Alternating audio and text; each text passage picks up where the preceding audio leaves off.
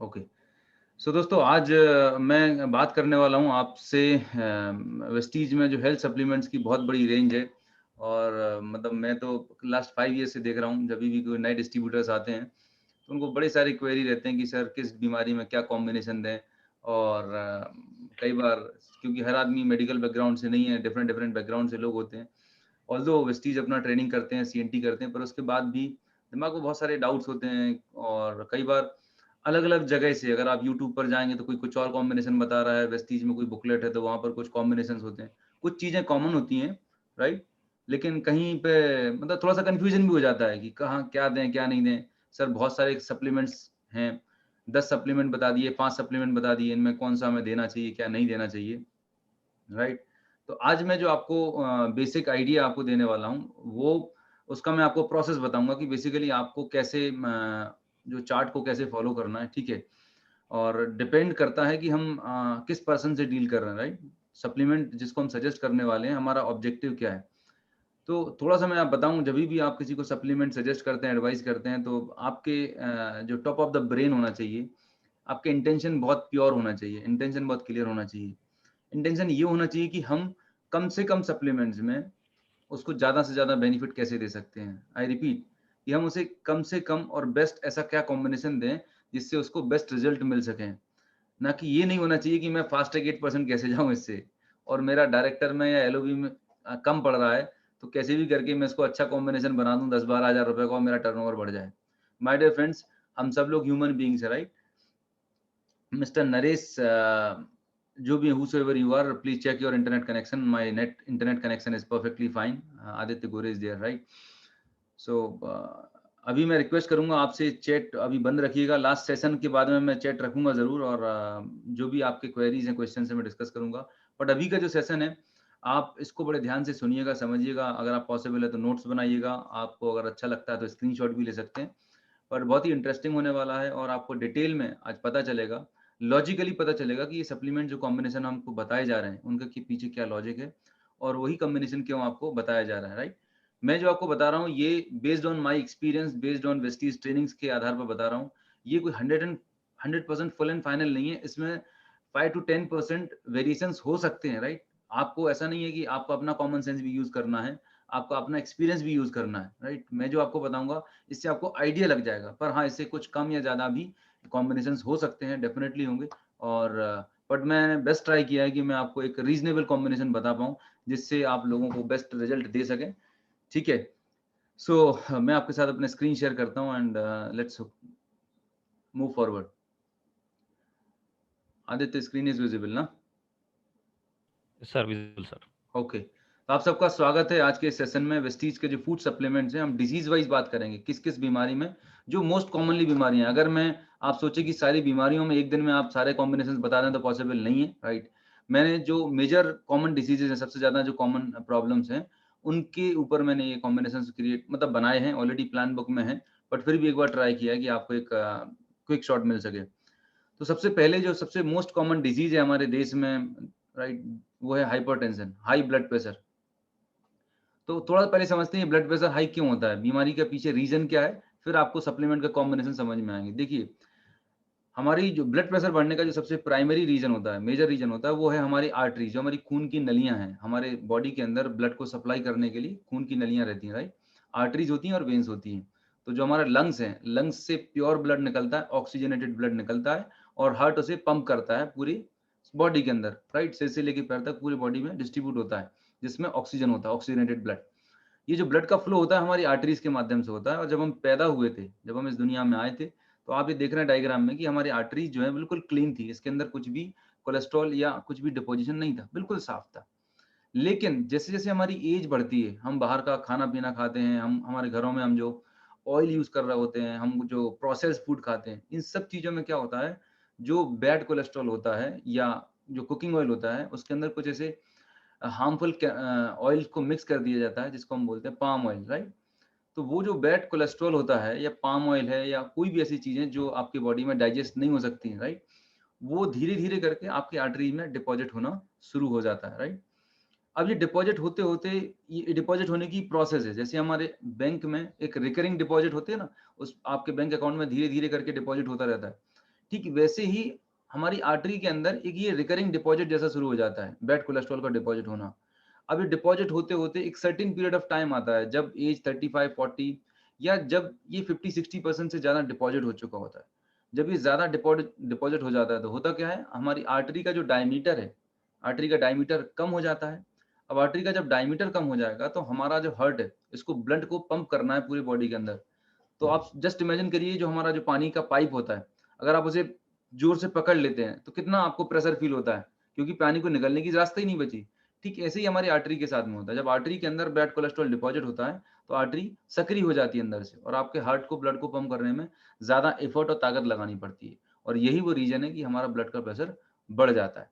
अब blood pressure बढ़ जाने से होता क्या है, हम डॉक्टर के पास जाते हैं, फिजिशियन के पास जाते हैं और हमारा रूटीन चेकअप कराते हैं हम। ठीक है, सबसे पहला चेकअप वो आपको क्या रिकमेंड करते हैं, लिपिड प्रोफाइल आपको रिकमेंड करते हैं, राइट। ईसीजी रिकमेंड करते हैं। ये सब करने के बाद वो आपको कुछ मेडिकेशंस देते हैं, राइट। मेडिसिन्स जो आपको दी जाती हैं, राइट, एक खून को पतला करने वाली मेडिसिन आपको मिलती है और एक बीपी को मेंटेन करने वाली मेडिसिन।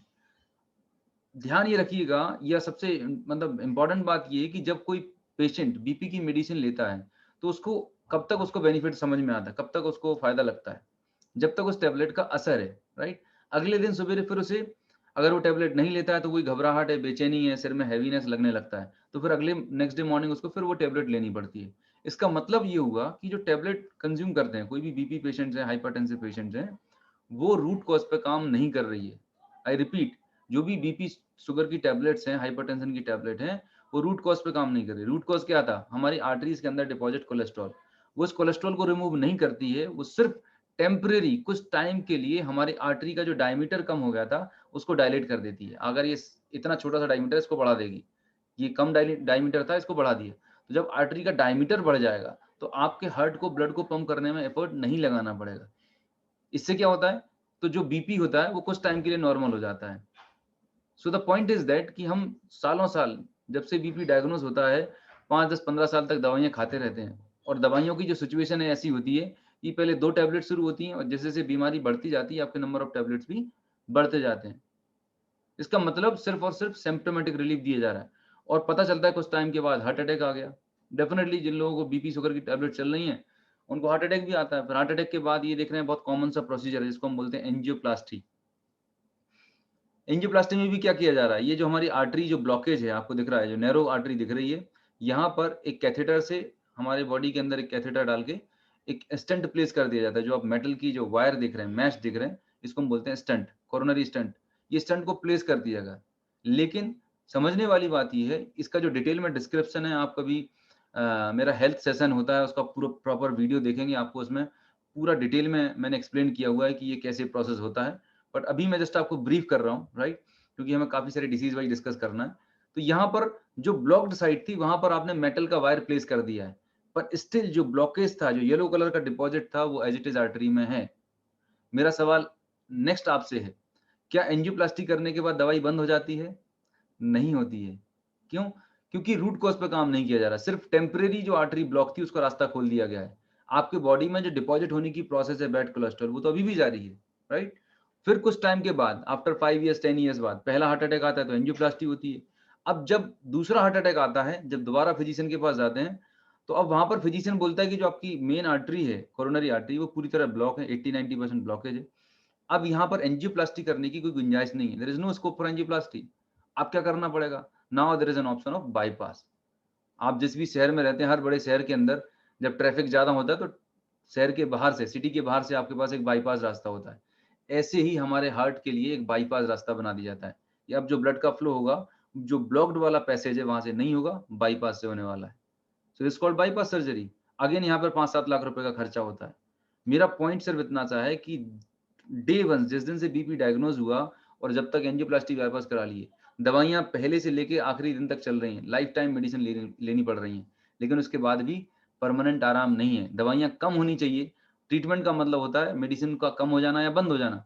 बट ये कैसा ट्रीटमेंट चलाया है मेडिकल साइंस में, एलोपैथी में, कि यहाँ पर दवाइयां बंद होने का नाम ही नहीं ले रही हैं, राइट। दवाइयां बढ़ती जा रही हैं। इसका एक ही फंडामेंटल है। Since I was in the pharmaceutical industry for almost 8 to 10 years, उनका एक ही थॉट प्रोसेस है कि ये जो बीमारियां हैं इनको हम क्रॉनिक फॉर्म में कन्वर्ट कर दें। इन बीमारियों को हम ऐसे कन्वर्ट कर दें कि यहाँ पर मर्ज भी जिंदा रहे और मरीज भी जिंदा रहे। मतलब आपकी बीमारी भी एग्जिस्ट करना चाहिए और जो पर्सन है वो भी सर्वाइव करना चाहिए। क्यों? क्योंकि अगर पर्सन ही खत्म हो जाएगा तो फिर आपको रेवेन्यू जनरेट कैसे होगा, और बीमारी ठीक हो जाएगी तो अगली बार आप पैसा कैसे निकालेंगे। तो ये एक सोची समझी प्लानिंग है और जिसके तहत ये सब कुछ चल रहा है। लेकिन मैं आपको बता दूं, गुड न्यूज ये है, हमारे हिंदुस्तान में आयुर्वेदा में इतने शानदार सॉल्यूशन हैं, लाइफस्टाइल मॉडिफिकेशंस हैं, अच्छे हैबिट्स हैं, डाइटरी हैबिट्स हैं। अगर उनको आप अडॉप्ट कर लेते हैं तो मैं आपको बता रहा हूँ इन सब की नौबत नहीं आने वाली। आप इनको प्रिवेंट कर सकते हैं, प्रोटेक्ट कर सकते हैं अपने आप को और अपनी फैमिली को। तो द पॉइंट जो मैं आपको बताने वाला हूँ वो जो आपकी आर्टरी के अंदर ये जो बैड कोलेस्ट्रॉल है, इसको बोलते हैं हम एलडीएल, राइट। इसको रिमूव करने के लिए एक अच्छा कोलेस्ट्रॉल भी होता है, एक गुड कोलेस्ट्रॉल भी होता है, एक गुड फैट भी होता है जिसको हम बोलते हैं एचडीएल, राइट। इसको हम ओमेगा 3 भी बोलते हैं। प्रॉब्लम ये है कि ओमेगा 3 जो है हमारा ह्यूमन बॉडी खुद से सिंथेसाइज नहीं कर सकता। We can not synthesize omega 3। हमें ओमेगा 3 खाने से ही लेना होगा, राइट। अब खाने में किस में मिलता है ओमेगा 3? खाने में मिलता है आपको अखरोट में मिलता है, राइट, वॉलनट में मिलता है, ऑलिव ऑयल में मिलता है, फ्लेक्स सीड्स में मिलता है और मछली में, सैल्मन फिश में मिलता है। ये 4 ऐसी खाने-पीने की चीज़ें हैं जिसमें ओमेगा 3 सफिशिएंट क्वांटिटी में मिलता है। अब मेरा आपसे सवाल ये है कि जब से आप पैदा हुए हैं और आज तक आपकी जितनी भी एज है, आपने कितनी बार ओमेगा 3, कितनी बार अखरोट खाए? कितनी बार आपने ऑलिव ऑयल में खाना पका के खाया? शायद नहीं खाया होगा। और वही एक रीज़न है हिंदुस्तान में हर दूसरा-तीसरा इंसान क्यों बीपी का मरीज़ बन रहा है, क्योंकि जब से हमारे घरों में रिफाइंड ऑयल कंज़्यूम करना शुरू किया है, डिपॉज़िट हो रहा है। आपने बहुत सारे ऐसे लोग देखे होंगे जो नॉन-वेज नहीं खाते, जो ड्रिंक नहीं करते, दुबले-पतले लेकिन फिर भी उन्हें हार्ट अटैक आ गया, राइट? उसका सबसे बड़ा रीज़न है हमारे डाइट में ओमेगा 3 का एब्सेंस होना। ये एक one of the biggest reason है। अगर हम बचपन से ही शुरू से ही ओमेगा 3 खाते रहते थे, तो ओमेगा 3 क्या करता था? ओमेगा 3 जो है, ये जो बैड कोलेस्ट्रॉल डिपॉज़िट हुआ है हमारी आर्टरी में, इसको रिमूव कर देता था और नया जो बैड कोलेस्ट्रॉल डिपॉज़िट होने की जो प्रोसेस है, उसको ब्लॉक कर देता। इस प्रोसेस को हम बोलते हैं एथेरोस्क्लेरोसिस, राइट? आपके आर्टरी में जो बैड कोलेस्ट्रॉल डिपॉज़िट होता है, उस प्रोसेस को बोलते हैं एथेरोस्क्लेरोसिस। इस प्रोसेस को ब्लॉक कर देता है ओमेगा 3। इतना पावरफुल न्यूट्रिशन है, राइट? अब एक तरीका तो ये है कि आप उसे आज से अपने खाने में खाना शुरू कर दें, आप अखरोट खाना शुरू कर दें, आप ऑलिव ऑयल में खाना खाएँ या फ्लेक्स खाएँ। अगर आप सफिशिएंट क्वांटिटी में ले सकते हैं, तो बहुत अच्छी बात है। लेकिन पॉइंट ये है कि हम बहुत सारे लोग 1-2 पीस अखरोट के खा लेते हैं, 1 चम्मच उन्होंने थोड़ा-सा कभी-कभार अलसी खाने लगे, बिकॉज़ बहुत सारा अवेयरनेस आ गया, यूट्यूब पर सब जगह न्यूज़ चैनल में दिखाया जाता है अलसी खाना चाहिए, तो खाना शुरू कर दिया।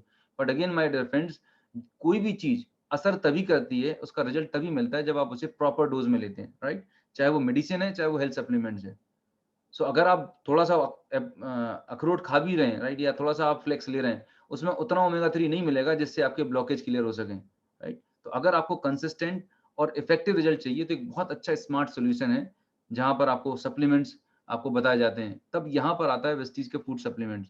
तो मैं आगे आगे आने वाली स्लाइड्स में शेयर करता हूँ कि कौन-कौन से सप्लीमेंट्स आपको लेना ज़रूरी है। Omega 3 is one of the important supplements, along with this उसके साथ में कॉम्बिनेशंस होंगे। जब बीपी डायग्नोस होता है, राइट, तो मेन चीज़ है, मैं आपको कुछ ये पैरामीटर्स हैं, चूँकि हम वेलनेस इंडस्ट्री में डील कर रहे हैं, तो आपको ये कुछ पैरामीटर्स, आपको कुछ रीडिंग्स के बारे में आपको इन्फॉर्मेशन होनी चाहिए कि जब आप किसी पर्सन से कंसल्ट कर रहे हैं, बातचीत कर रहे हैं। मैं आपको यहाँ पे नहीं बोल रहा हूँ कि आपको बहुत एक्सपर्ट बनना है, पर at least you should have an idea कि किसी भी हेल्थ जो मेजर बीमारियाँ हैं, उनमें नॉर्मल पैरामीटर कितना होना चाहिए, राइट? या नॉर्मल रेंज क्या होती है? इससे आपको कम्युनिकेशन करने में अच्छा लगेगा और जब आप किसी से बात करेंगे, तो सामने वाले को लगेगा कि आपके अंदर नॉलेज है, you are a knowledgeable person. आप एज अ कंसल्टेंट बिहेव करेंगे रादर देन हमें सेल्समैन की तरह काम नहीं करना है। तो एज अ कंसल्टेंट कब काम कर पाएंगे? जब आपके पास प्रॉपर नॉलेज होगी, आपके पास आइडिया होगा। तो यहाँ पर ब्लड प्रेशर का चार्ट दिया हुआ है। यहाँ पर आप देख रहे हैं सिस्टोलिक और डायस्टोलिक। सिस्टोलिक और डायस्टोलिक का मतलब क्या होता है? सिस्टोलिक मतलब जब ब्लड को पंप करते हैं, जब हार्ट श्रिंक होता है, जब फोर्स करता है, तब ताकत लगती है और सिकुड़ता है और फैलता है, सिकुड़ता है और फैलता है। तो सिस्टोलिक मतलब सिकुड़ता है और डायस्टोलिक मतलब अपनी ओरिजिनल सिचुएशन में आता है। Systolic and diastolic. तो सिस्टोलिक जो होता है 120 होता है नॉर्मल रेंज में, और 80 तक 120/80 जो होता है it's a normal blood pressure. इसको हम नॉर्मल बीपी कंसीडर करते हैं। अब अगर आप किसी भी पर्सन का बीपी 120 टू 129 आ रहा है, तो इसका मतलब थोड़ा-सा बीपी हायर साइड पे है। अभी उसे बीपी की बीमारी हम नहीं बोल सकते, पर थोड़ा-सा बढ़ा हुआ है, एलिवेटेड है। अब 130 से 139 जा रहा है, तो हाई ब्लड प्रेशर है। अब वो बीपी की कैटेगरी में आ जाएगा, राइट? जो सिस्टोलिक है 130 टू 139, डायस्टोलिक 80 टू 89 के बीच में होगा, तो it can be considered as a high blood pressure category 1। फिर उसके बियॉन्ड जाता है 140 से अबव जाएगा तो हाई ब्लड प्रेशर कैटेगरी 2, और 180 अबव जा रहा है, इसका मतलब बहुत ही क्रिटिकल सिचुएशन है, हमें तुरंत मेडिकल सलाह लेने की जरूरत पड़ती है, राइट। तो ये बीपी की रीडिंग्स होती हैं। जनरल रीडिंग, जनरल कितना होना चाहिए, 120/80 is a normal blood pressure. अब इसके नीचे जा रहा है तो उसे लो बीपी बोलेंगे, इससे हायर साइड जा रहा है तो हाई बीपी बोलते हैं, राइट। तो दोनों तरह की प्रॉब्लम होती है, हाइपरटेंशन होता है और हाइपोटेंशन, लो बीपी और हाई बीपी। पर ज्यादातर केसेस जो होते हैं, majority of the cases you will find of hypertension. अब डॉक्टर जो सजेस्ट करते हैं आपको लिपिड प्रोफाइल की, ये जो रिपोर्ट होती है, ब्लड टेस्ट हम करवाते हैं और हमारा कोलेस्ट्रॉल की हम जांच कराते हैं, तो उसमें कुछ पैरामीटर्स आते हैं, लिपिड प्रोफाइल होती है। लिपिड तो एक तरीके का कोलेस्ट्रॉल है, पर कोलेस्ट्रॉल की कुछ वेराइटीज होती हैं। तो यहाँ पर जो पहला पैरामीटर दिख रहा है टोटल कोलेस्ट्रॉल, राइट। जो डिजायरेबल रेंज है, फर्स्ट रेंज आप दिख रहे हैं, बॉर्डर लाइन और हाई रिस्क, ये 3 लाइन आप देख रहे होंगे। पहला है डिजायरेबल, मतलब इतना होना चाहिए। बॉर्डर लाइन मतलब यहाँ पर आपको थोड़ा सा कॉशियस होने की जरूरत है। और हाई रिस्क मतलब इस बॉर्डर लाइन से अगर थोड़ा बाहर जाएंगे तो आपको ये बीमारी हो चुकी है और आपको तुरंत मेडिकल एडवाइस लेने की जरूरत है। So this is what desirable, border line and high risk. Cholesterol का जो रेंज है, लेस देन 200 mg पर डेसीलीटर होना चाहिए। जब आपकी ब्लड रिपोर्ट आती है, जनरली किसी भी रिपोर्ट में ये रेफरेंस रेंज लिखी रहती है, टेस्ट रेंज लिखी रहती है और रेफरेंस रेंज लिखी रहती है। तो यहाँ पर लेस देन 200 mg कोलेस्ट्रॉल होना चाहिए। ट्राइग्लिसराइड जो होते हैं, ये सब के सब जो हैं, ट्राइग्लिसराइड भी अगेन हार्मफुल होता है हमारे बॉडी के लिए। अगर ये टीजी लेवल बढ़ रहा है तो ये इंडिकेट कर रहा है कहीं ना कहीं हाइपरटेंशन की प्रॉब्लम या आने वाले टाइम में कार्डियोवास्कुलर डिजीज होने वाली है। तो ये लेस देन 150 होना चाहिए डिजायरेबल। एचडीएल जो होता है, एचडीएल हाई डेंसिटी लिपोप्रोटीन, ये होता है गुड कोलेस्ट्रॉल। एचडीएल जो होता है वो गुड कोलेस्ट्रॉल होता है, और एलडीएल जो होता है ये बैड कोलेस्ट्रॉल होता है, राइट। तो ये जो रीडिंग्स हैं, इन रीडिंग के हिसाब से हमें होना चाहिए। और आइडियली तो मैं आपको बोलूंगा कि एनुअली आपका एक बार कंप्लीट बॉडी चेकअप आपको कराते रहना चाहिए, जिससे आपकी बर्थडे हो सकती है या आपका एक फैमिली का कोई भी एक मंथ आप फिक्स कर लें, एनुअल डेट फिक्स कर लें, जिससे आपके पास रिकॉर्ड हो। इससे फायदा ये होता है कि जब आप एनुअल अपना चेकअप कराते हैं तो you are aware of the fact कि आपकी अगर ब्लड रिपोर्ट से फॉर एग्जांपल कोलेस्ट्रॉल का लेवल लेस देन 200 होना चाहिए, पर आपकी रिपोर्ट में 220 आया या 210 आया, इसका मतलब अभी आपको तुरंत करेक्टिव मेजर्स लेने की जरूरत है। क्योंकि अगर आपने अभी कंट्रोल नहीं किया तो आने वाले टाइम में ये 240 250 चला जाएगा and you will be under risk. So जब आप स्क्रीनिंग कराते रहते हैं एनुअली, तो आपको ये पैरामीटर से पता चलता है कि आपकी बॉडी की करंट सिचुएशन क्या है। और अगर कुछ भी पैरामीटर थोड़ा डिस्टर्ब हो रहा है, तुरंत अपनी लाइफस्टाइल को मॉडिफाई करके सही तरीके के सप्लीमेंट लेके अच्छा रूटीन फॉलो करके आप उस बीमारी से अपने आप को प्रोटेक्ट कर सकते हैं। सो ये कुछ बेसिक टेक्निकल पैरामीटर्स होते हैं जब हम बीपी की बात कर रहे होते हैं। नाउ बात आती है कि सर क्या कॉम्बिनेशन देना चाहिए, राइट। तो मैंने सबसे पहला कॉम्बिनेशन बनाया थंब रूल। बीपी हो, शुगर हो, थायराइड हो, मतलब मेजोरिटी ऑफ डिसीजेज में ये सप्लीमेंट्स सबसे इंपॉर्टेंट है। ओमेगा 3 होना बहुत जरूरी है। मतलब क्रेल ऑयल, फ्लेक्स ऑयल और कोकोनट ऑयल, ये मैंने लिखे हैं प्रायोरिटी। सबसे टॉप प्रायोरिटी पे अगर किसी को सजेस्ट करना है तो क्रेल ऑयल, सेकंड प्रायोरिटी पे देना है तो फ्लेक्स, और थर्ड प्रायोरिटी पे क्रेल ऑयल। फ्लेक्स और क्रेल में आप कुछ भी कर सकते हैं, बट अगर इन तीनों में अगर आप सबसे पूछेंगे बेस्ट क्या है सर, तो curl oil is the best. ये ओमेगा 3 का सबसे बेस्ट बायो अवेलेबल फॉर्म होता है। अब यहाँ पर एक चैलेंज आता है कि सर अगर कोई वेजिटेरियन है तो क्या करें, तो डेफिनेटली आपको फिर फ्लेक्स ऑयल या कोकोनट ऑयल की तरफ जाना पड़ेगा। अगर किसी को वेज नॉन वेज का फर्क नहीं पड़ता तो गो हेड फॉर क्रेल ऑयल। पहला पैरामीटर। दूसरा पैरामीटर, अगर आप किसी ऐसे पर्सन को मिल रहे हैं जो अफोर्डिंग नहीं है, हमेशा ध्यान रखिएगा कि जब आप किसी से आप कंसल्ट करते हैं, डिस्कस करते हैं, उसकी हेल्थ के बारे में जानते हैं, सबसे पहले आपको उसकी फाइनेंशियल सिचुएशन अंडरस्टैंड करनी है कि उसका प्रोफेशनल बैकग्राउंड क्या है, उसकी सोशल इकोनॉमिक स्टेटस क्या है, वो कितने तक अफोर्ड कर सकता है। तो हमेशा आपको उसकी जगह बैठ के आपको देखना है कि वो कितना अफोर्ड कर सकता है और आप कितना अच्छा कॉम्बिनेशन मिनिमम में बना के दें जिससे उसको अच्छे रिजल्ट मिले, राइट। तो अफोर्डेबिलिटी फैक्टर भी यहाँ पे काम करता है। अब जैसे क्रेल ऑयल की बात करूं तो 1000 रुपीज का बॉटल आता है, लेकिन फ्लेक्स ऑयल आता है 500 की बॉटल, राइट। और आपको लग रहा है कि मुझे 2 से 3 कॉम्बिनेशन देना है, 1000 से 1500 का मुझे सप्लीमेंट देना जरूरी है, तो फिर यहाँ पर हमें अपना कॉमन सेंस यूज करना है। तो दो चीजें, सबसे पहले तो आपने पर्सन को आइडेंटिफाई किया, पहले डिसीज आइडेंटिफाई किया, फिर डिसीज की सीवियरिटी, वो कितनी कॉम्प्लिकेटेड डिसीज है, उसके बाद उसकी फाइनेंशियल सिचुएशन। इन तीनों को ध्यान में रखते हुए आपको कॉम्बिनेशन आपको सजेस्ट करने। अब यहाँ पर मैंने जितने चार्ट में बताए हैं, जरूरी नहीं है आपको सारे कॉम्बिनेशन देना बहुत जरूरी हो, पर एटलीस्ट किसी भी चार्ट में शुरू के जो 3 कॉम्बिनेशन है, 3 प्रोडक्ट्स, ये तो मैंडेटरी है, असेंशियल है, ये तो देना ही देना है। उसके बाद अगर पेशेंट अफोर्डिंग है, वो कंज्यूम करना चाहता है, लेने के लिए इंटरेस्टेड है, तो आप फिर उसमें लेटर ऑन चौथा, पांचवा, छठवां सप्लीमेंट भी आप ऐड कर सकते हैं। पर शुरू के 3 और 4 सप्लीमेंट किसी भी डिजीज में अगर आप देखेंगे चार्ट में, तो ये टॉप मोस्ट प्रायोरिटी पे देना ही देना है, ये टॉप प्रायोरिटी पे है। उसके बाद फिर उनको एज पर उस पेशेंट रिक्वायरमेंट, एज पर उसकी सीवियरिटी के हिसाब से आपको कॉम्बिनेशन चूज करना है। सो क्रिल, कोकोनट और फ्लेक्स, ये कोई भी एक दे सकते हैं, एक एक देना है, आफ्टर मील देना है। आयुशांति का प्रो कार्ड है। प्रो कार्ड के अंदर अर्जुन की छाल होती है, अश्वगंधा होता है, और भी काफी सारे, गार्लिक होता है, ये आपके लिपिड प्रोफाइल को मेंटेन करने में हेल्प करता है। Coenzyme Q10 again cardiac muscles के लिए बहुत एसेंशियल होता है। Spirulina again it's multivitamin, right. L arginine heart के लिए one of the best tonic माना जाता है, और ये आप एक पाउच 200 ml पानी में सुबह ब्रेकफास्ट के टाइम पे दे सकते हैं, एंड कुकिंग जो करनी है राइस ब्राइन ऑयल में। सो ये एक बेसिक कॉम्बिनेशन था। हाइपरटेंशन, जिन लोगों को बीपी हाई है।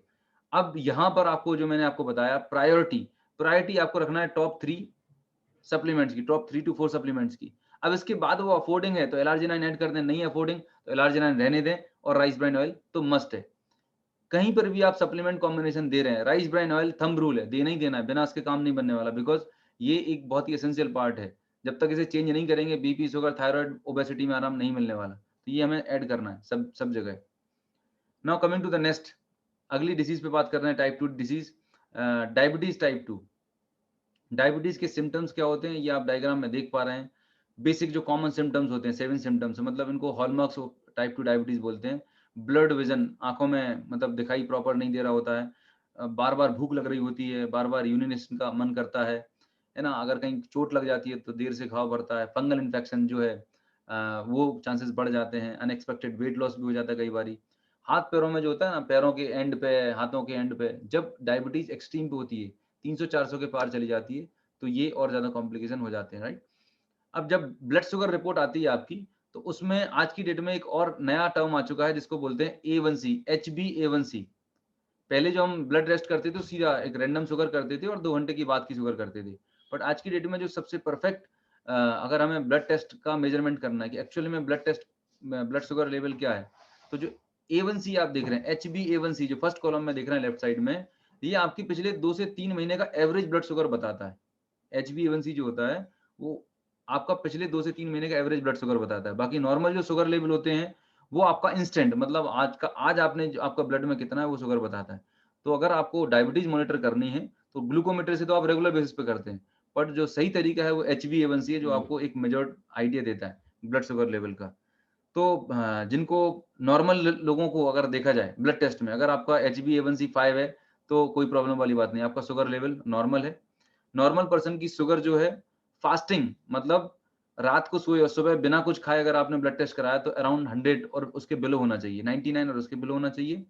और खाना खाने के 2 घंटे बाद आपका 140, मतलब 100 टू 140 के बीच में होना चाहिए आपका नॉर्मल शुगर। जब आपके शुगर लेवल बढ़ते हैं, तो एक सिचुएशन होती है प्री डायबिटिक। अगर आज की डेट में हिंदुस्तान में देखा जाए, तो लाखों करोड़ों लोग प्री डायबिटिक कंडीशन में है, जो अभी दिखने में नॉर्मल लग रहे हैं, राइट। बॉडी में डायबिटीज के कोई भी सिम्टम नहीं है, कोई भी प्रॉब्लम नहीं है, सब कुछ बहुत अच्छा दिख रहा है बाहर से, लेकिन अंदर जो डेवलपमेंट है, दे आर डेवलपिंग डायबिटीज। अगर गलती से उनका ब्लड टेस्ट कर लिया जाए, तो उनको प्री डायबिटीज की जो रिपोर्ट है वो प्री डायबिटीज बताएगी।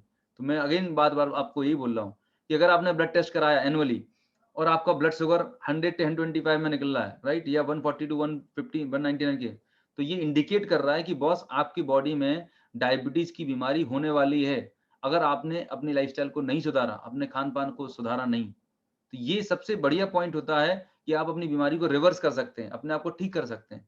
पर चूंकि हम इस चीज को इग्नोर करते हैं, ध्यान नहीं देते हैं, और हमें तब पता चलता है जब चीजें एक्सट्रीम कंडीशन पे बिगड़ चुकी होती हैं। तो डायबिटीज, उन जब आपका जो HbA1c है 6.5 या इससे ज्यादा निकलता है, तो ये डायबिटिक कंडीशन होती है। ब्लड शुगर नॉर्मल, जो फास्ट आफ्टर मील का जो होता है, 200 से ज्यादा हो रहा है, तो ये डायबिटिक कंडीशन हो जाती है। डायबिटीज में क्या क्या सप्लीमेंट कॉम्बिनेशन देने हैं, अगेन आपको वही जो ओमेगा 3 के लिए क्रिल, फ्लेक्स या कोकोनट ऑयल, ये देना होता है एक एक आफ्टर मील। ग्लूको हेल्थ आपको बिफोर मील देना होता है एक एक सुबह शाम। नीम जो है, ये बहुत इंपॉर्टेंट रोल प्ले करता है। अगर किसी की ब्लड शुगर जो है मतलब बहुत ज्यादा नहीं है, इनिशियली ये शुरुआती है, तो वहां पर आप नीम मत दीजिए। लेकिन अगर किसी का शुगर 250, 300, 400 है, बहुत ज्यादा शुगर है, इंसुलिन लेना पड़ रहा है, तो वहां पर आप नीम जरूर दीजिएगा, राइट। और उसके साथ में गैनोडर्मा 2 सुबह 2 शाम आफ्टर मील आपको लेने होते हैं। अब इसमें स्पिरुलिना जो होता है वो आप एक मल्टीविटामिन की तरह है, जनरल टॉनिक की तरह है, आप कभी भी ऐड कर सकते हैं। और again rice bran oil cooking के लिए आपको यूज करना है। ध्यान हमेशा ये रखना है कि अगर कोई पेशेंट डायबिटिक है और उनका ब्लड शुगर लेवल अचानक से कम हो जाता है, तो उनको ये ध्यान रखना चाहिए कि ये जो डोज आप दे रहे हैं, राइट, वो रेगुलर बेसिस पर अपनी शुगर को मॉनिटर करते रहें, ठीक है। रेगुलर बेसिस पे ऐसा नहीं होना चाहिए कि आपने जो डोज दिया और उनकी एलोपैथी मेडिसिन भी चल रही है, तो अचानक से ब्लड शुगर कम हो जाएगा, तो कॉम्प्लिकेशंस ज़्यादा आ जाते हैं।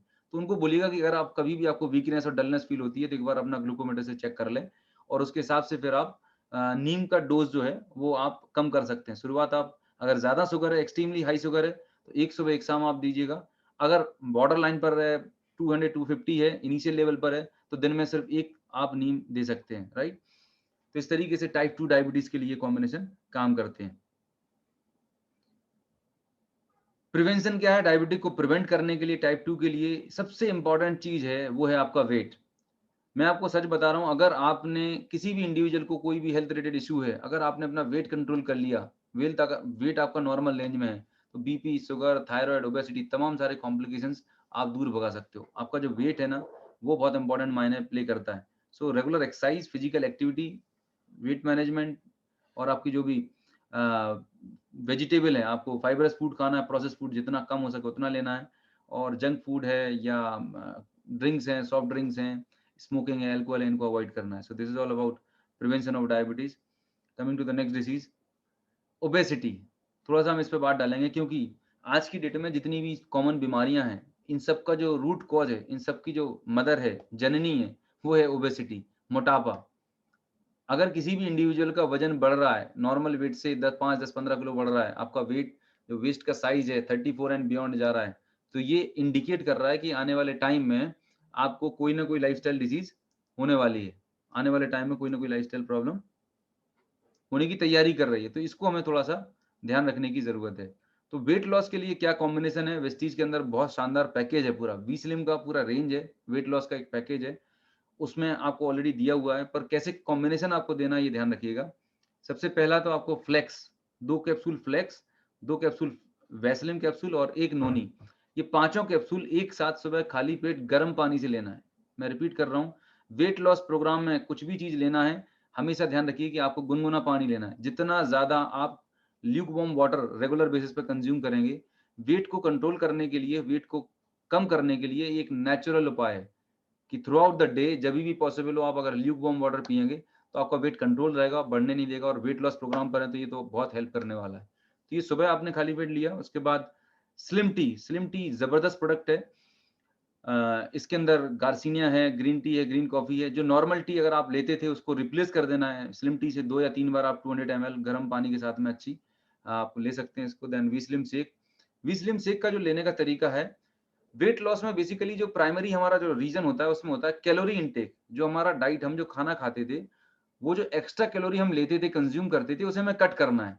एक नॉर्मल हेल्दी इंडिविजुअल को लगभग 1200 से 1500 कैलोरी का डेली डाइट होना चाहिए। अगर आप बहुत ज्यादा वर्कआउट नहीं कर रहे हैं, नॉर्मल नॉर्मल लाइफस्टाइल है आपकी, बहुत ज्यादा हार्ड वर्क नहीं करते हैं, तो एक मेल और फीमेल के लिए 1200 से 1500 किलो कैलोरी का पर डे इंटेक होना चाहिए। बट अगर आप पर डे का अपना कंजप्शन देखते हैं, वजन क्यों बढ़ता है? क्योंकि हम एक्स्ट्रा कैलोरी कंज्यूम करते हैं, 2000, 2500, 3000 कैलोरी कंज्यूम करते हैं, और उसके बाद हम फिजिकल एक्टिविटी नहीं करते। तो वो जो एक्स्ट्रा कैलोरी होती है, वो फैट के रूप में डिपॉजिट हो जाती है और फिर उसको रिमूव करना बड़ा मुश्किल वाला काम होता है। तो वेट लॉस का सबसे जो इंपॉर्टेंट रीजन है, वो है आपका कैलोरी कैलकुलेशन। अगर आपने कैलोरी इंटेक कम कर लिया और फिजिकल एक्टिविटी बढ़ा दी, आप नेचुरल तरीके से बिना किसी प्रॉब्लम के, साइड इफेक्ट के, हेल्दी तरीके से वेट लॉस कर सकते हैं। तो वी स्लिम शेक जो होता है, ये आपको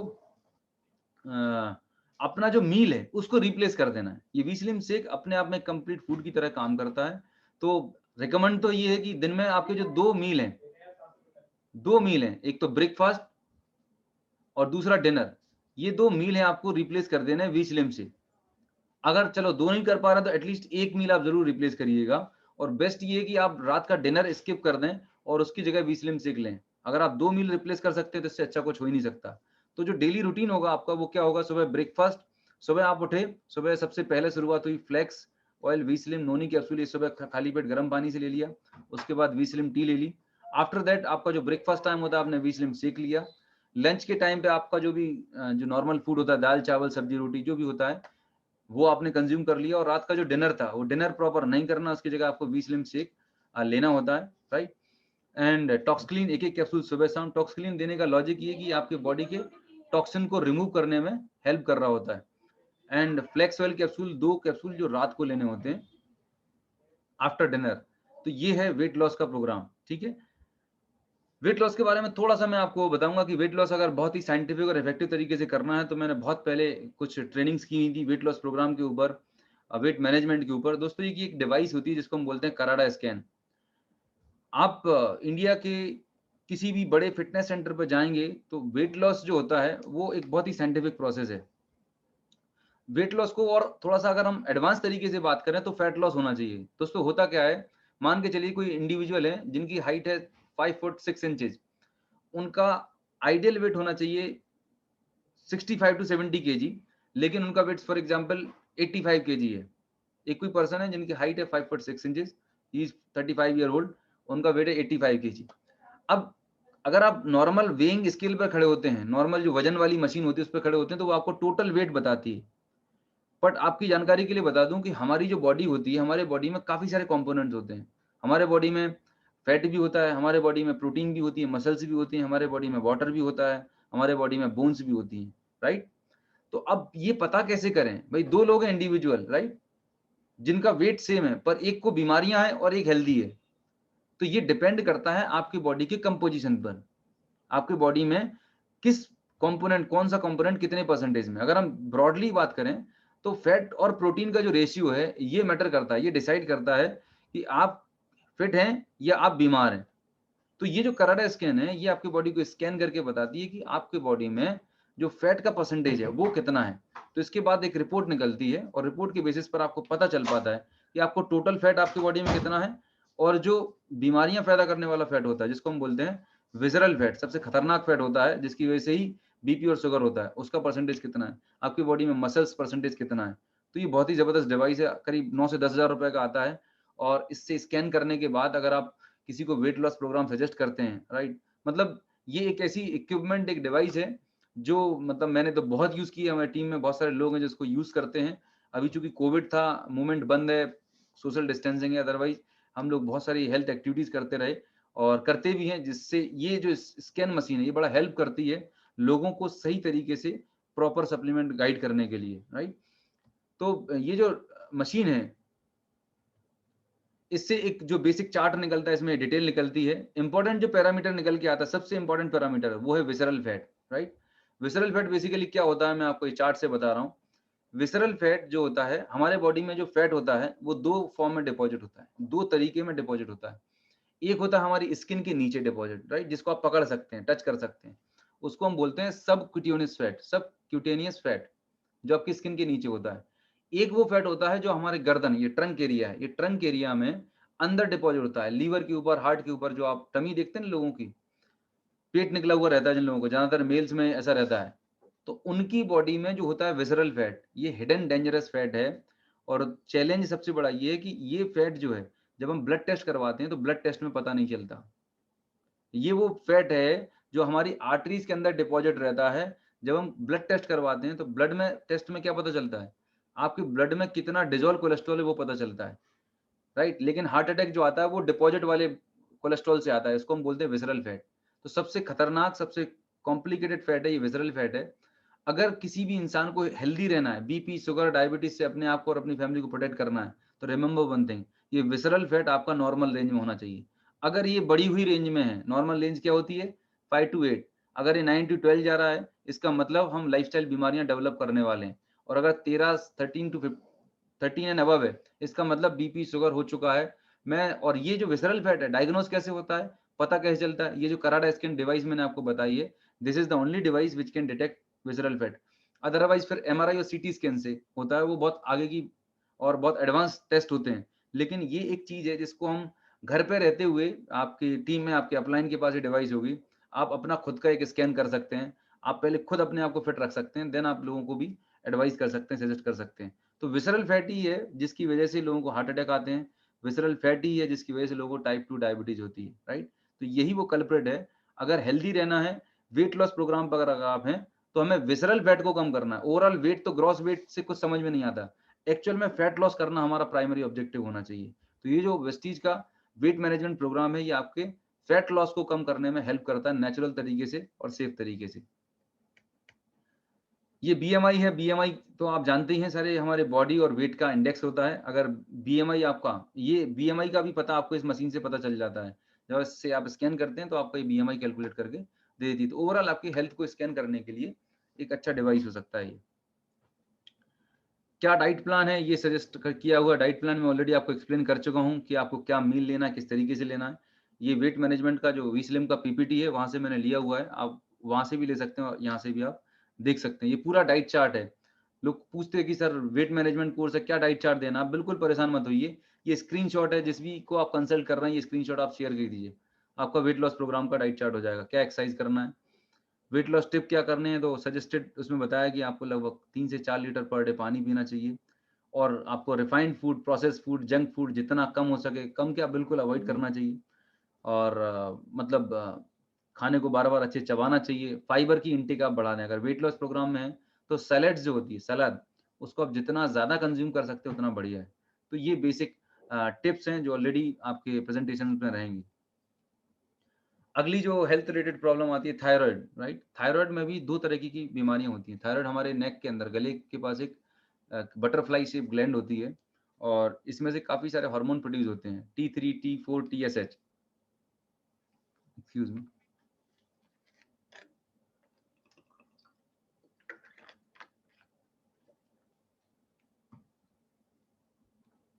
थायराइड जो होती है, अब थायराइड का काम क्या होता है? थायराइड का फंक्शन होता है हमारे बॉडी में ये T3, T4, TSH हार्मोन को प्रोड्यूस करना।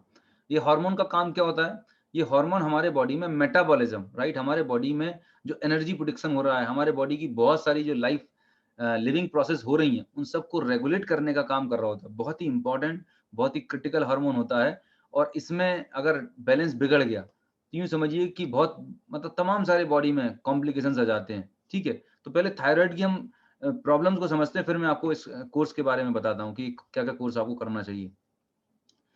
देखिए, जब थायराइड ग्लैंड में कम मात्रा में थायराइड होता है, ठीक है? हाइपोथायरॉयडिज़्म होता है और हाइपर होता है। हाइपो मतलब कम और हाइपर मतलब ज़्यादा। ज़्यादातर केसेज़ में, जो केसेज़ में और खासकर फीमेल्स में थायराइड की प्रॉब्लम ज़्यादातर देखी जाती है, हाइपोथायरॉइड की। हाइपोथायरॉइड के सिम्पटम्स क्या होते हैं? सबसे पहला सिम्पटम होता है hair loss, right?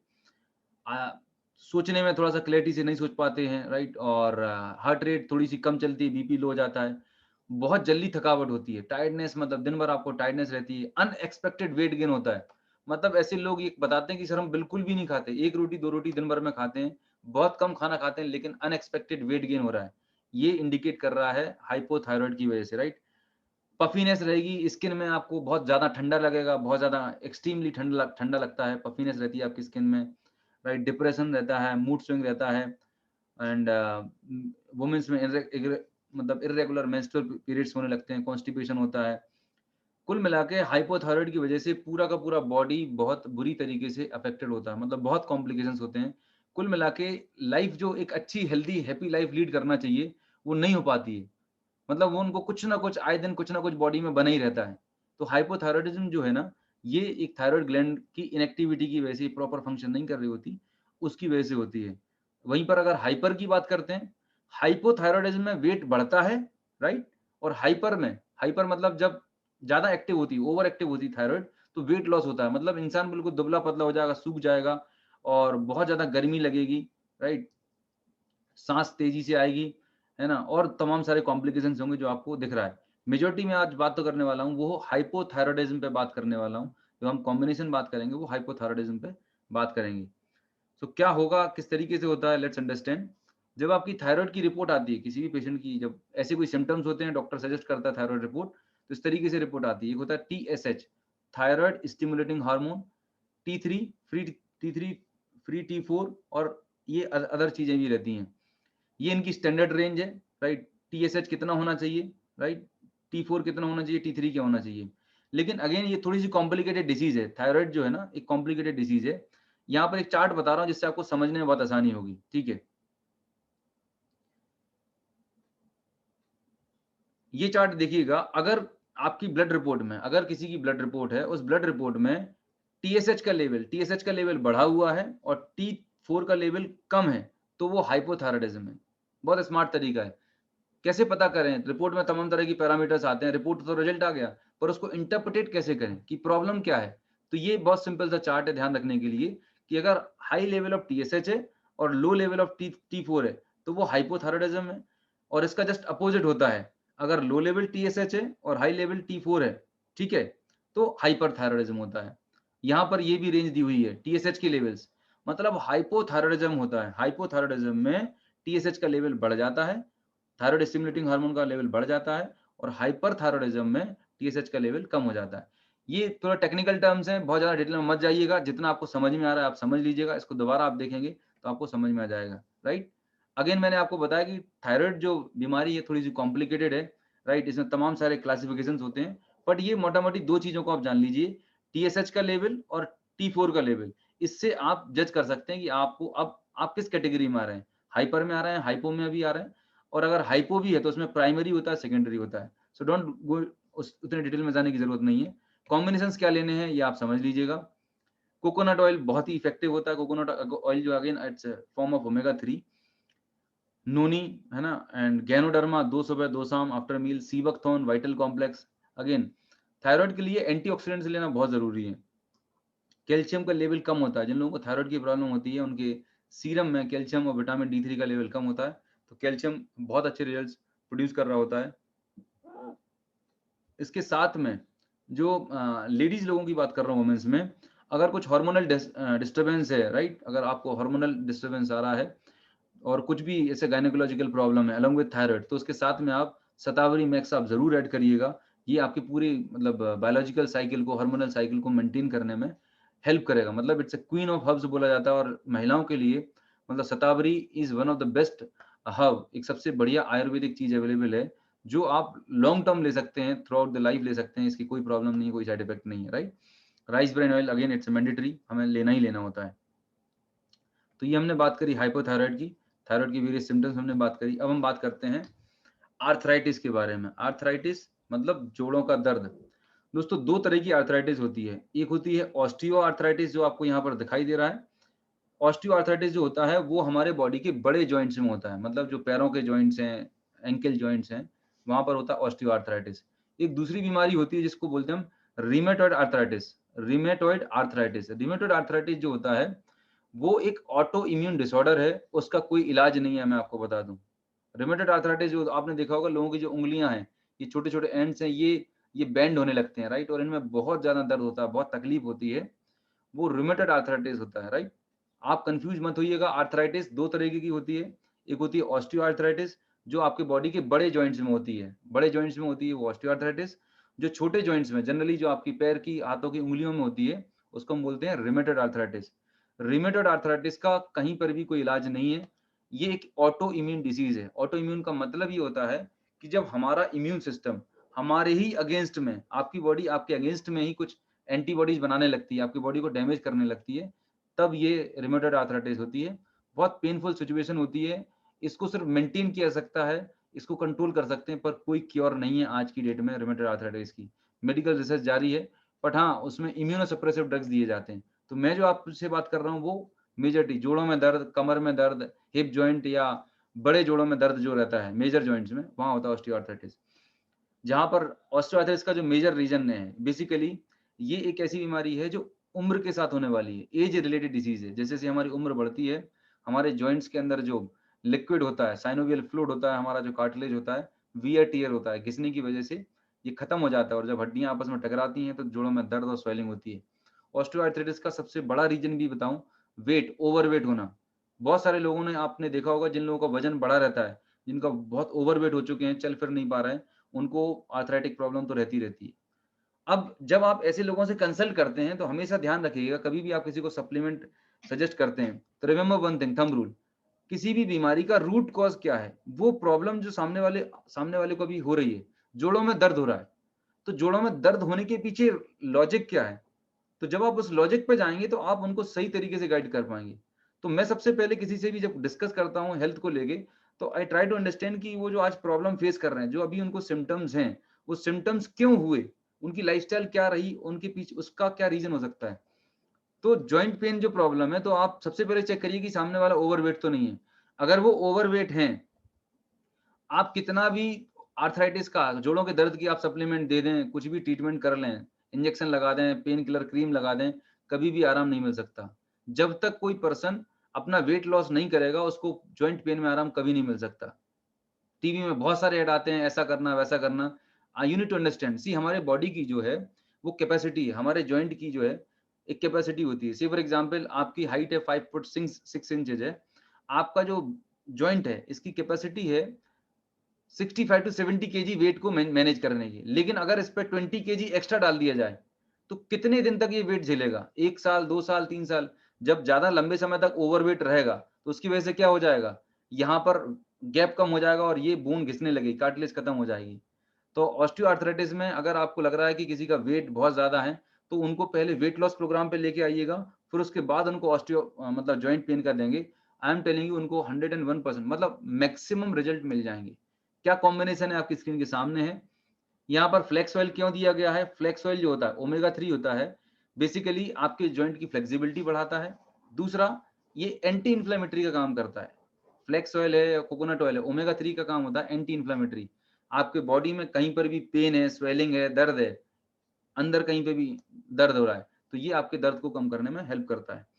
Calcium again bones के लिए बहुत ज़रूरी होता है। ग्लूकोसामाइन, ये आपके जॉइंट हेल्थ को इम्प्रूव करता है। नोनी, राइट? कोलाजन जो होता है, कोलाजन बेसिकली जो आपके जो लिक्विड होता है, साइनोवियल फ्लूइड होता है, राइट? इसको रीजनरेट करने में हेल्प कर रहा होता है। और राइस ब्राइन ऑयल अगेन। ध्यान रखिए, जब आप किसी को जॉइंट के लिए आप सप्लीमेंट सजेस्ट करते हैं, एक्चुअली लोग जो आपको मिलेंगे, वो ऐसे लोग होते हैं जो 1 साल, 2 साल, 5 साल से ऑलरेडी सारी चीज़ें अपना चुके हैं, परेशान हो चुके हैं, फ्रस्ट्रेटेड हो चुके हैं। वो बोलते हैं कि सर कोई 1 महीने के अंदर, 15 दिन के अंदर कोई रिजल्ट मिल जाए।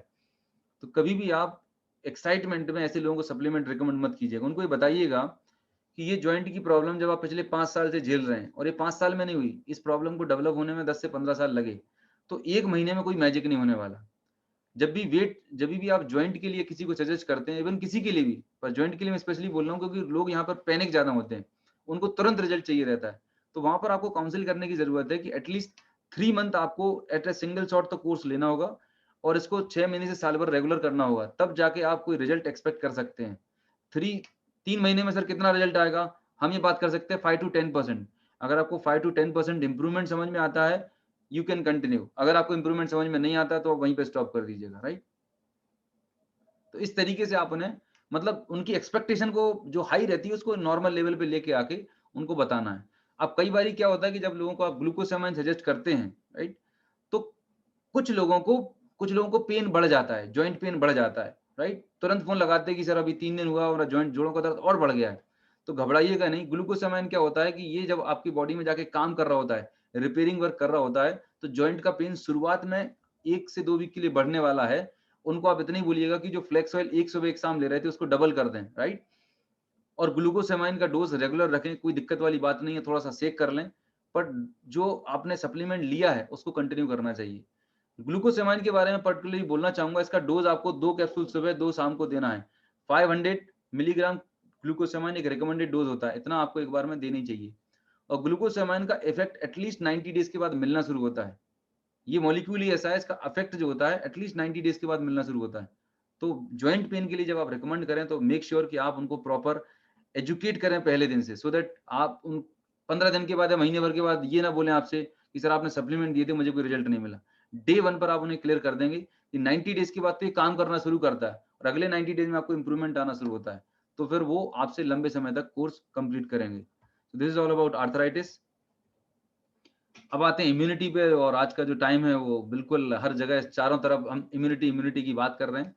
तो उन लोगों के लिए जिनका वीक इम्यून सिस्टम है, या जो लोग अपना इम्यून सिस्टम स्ट्रॉन्ग रखना चाहते हैं, मेंटेन करना चाहते हैं, उनके लिए वेस्टीज के पास जबरदस्त रेंज है इम्यूनिटी की। Noni is one of the best product for immunity. Empty stomach लेना होता है। रिमेंबर थंब रूल, नोनी को हमेशा खाली पेट लिया जाता है। नोनी को हमेशा एम्प्टी स्टमक लिया जाता है। उसके बाद कोलेस्ट्रॉम जो है, 2 सुबह 2 शाम आपको लेने होते हैं आफ्टर मील। स्पिरुलिना 1-1 सुबह शाम। करक्यूमिन, करक्यूमिन मतलब हल्दी, इम्यूनिटी के लिए बेस्ट टॉनिक है, right? And sea buckthorn, respocare. Respocare जो है, अगर आपको गले में खराश है, खांसी हो रही है ना, जुकाम हो रहा है, रेस्पिरेशन से रिलेटेड अगर कुछ प्रॉब्लम है, ऑलरेडी दमे की प्रॉब्लम है, कुछ भी प्रॉब्लम है, तो सारा का सारा कोर्स रहेगा, उसमें रेस्पो केयर आप जरूर ऐड कर दीजिए। सर्दी, जुकाम, खांसी, कफ, कोल्ड कुछ भी है, Respo care is just amazing product. Dose जो रखिएगा, ध्यान रखिएगा, 2 सुबह 2 शाम दीजिएगा अगर आप 18 ईयर अबव को दे रहे हैं। अगर 12 साल से 18 साल है, बच्चे हैं, मतलब टीनेजर हैं, तो उनको एक-एक सुबह शाम कर दीजिए। लेकिन 20 ईयर एंड अबव है, तो जो मैंने आपको डोज रिकमेंड किया है, ये डोज आप चलने दीजिएगा, राइट? और प्रोटीन पाउडर अगेन हमारे एंटीबॉडीज बनाने में हेल्प करता है, इम्यून सिस्टम के लिए ज़रूरी है, तो पूरी फैमिली ये इम्यूनिटी बूस्ट करने का आप कोर्स कंप्लीट कर सकते हैं।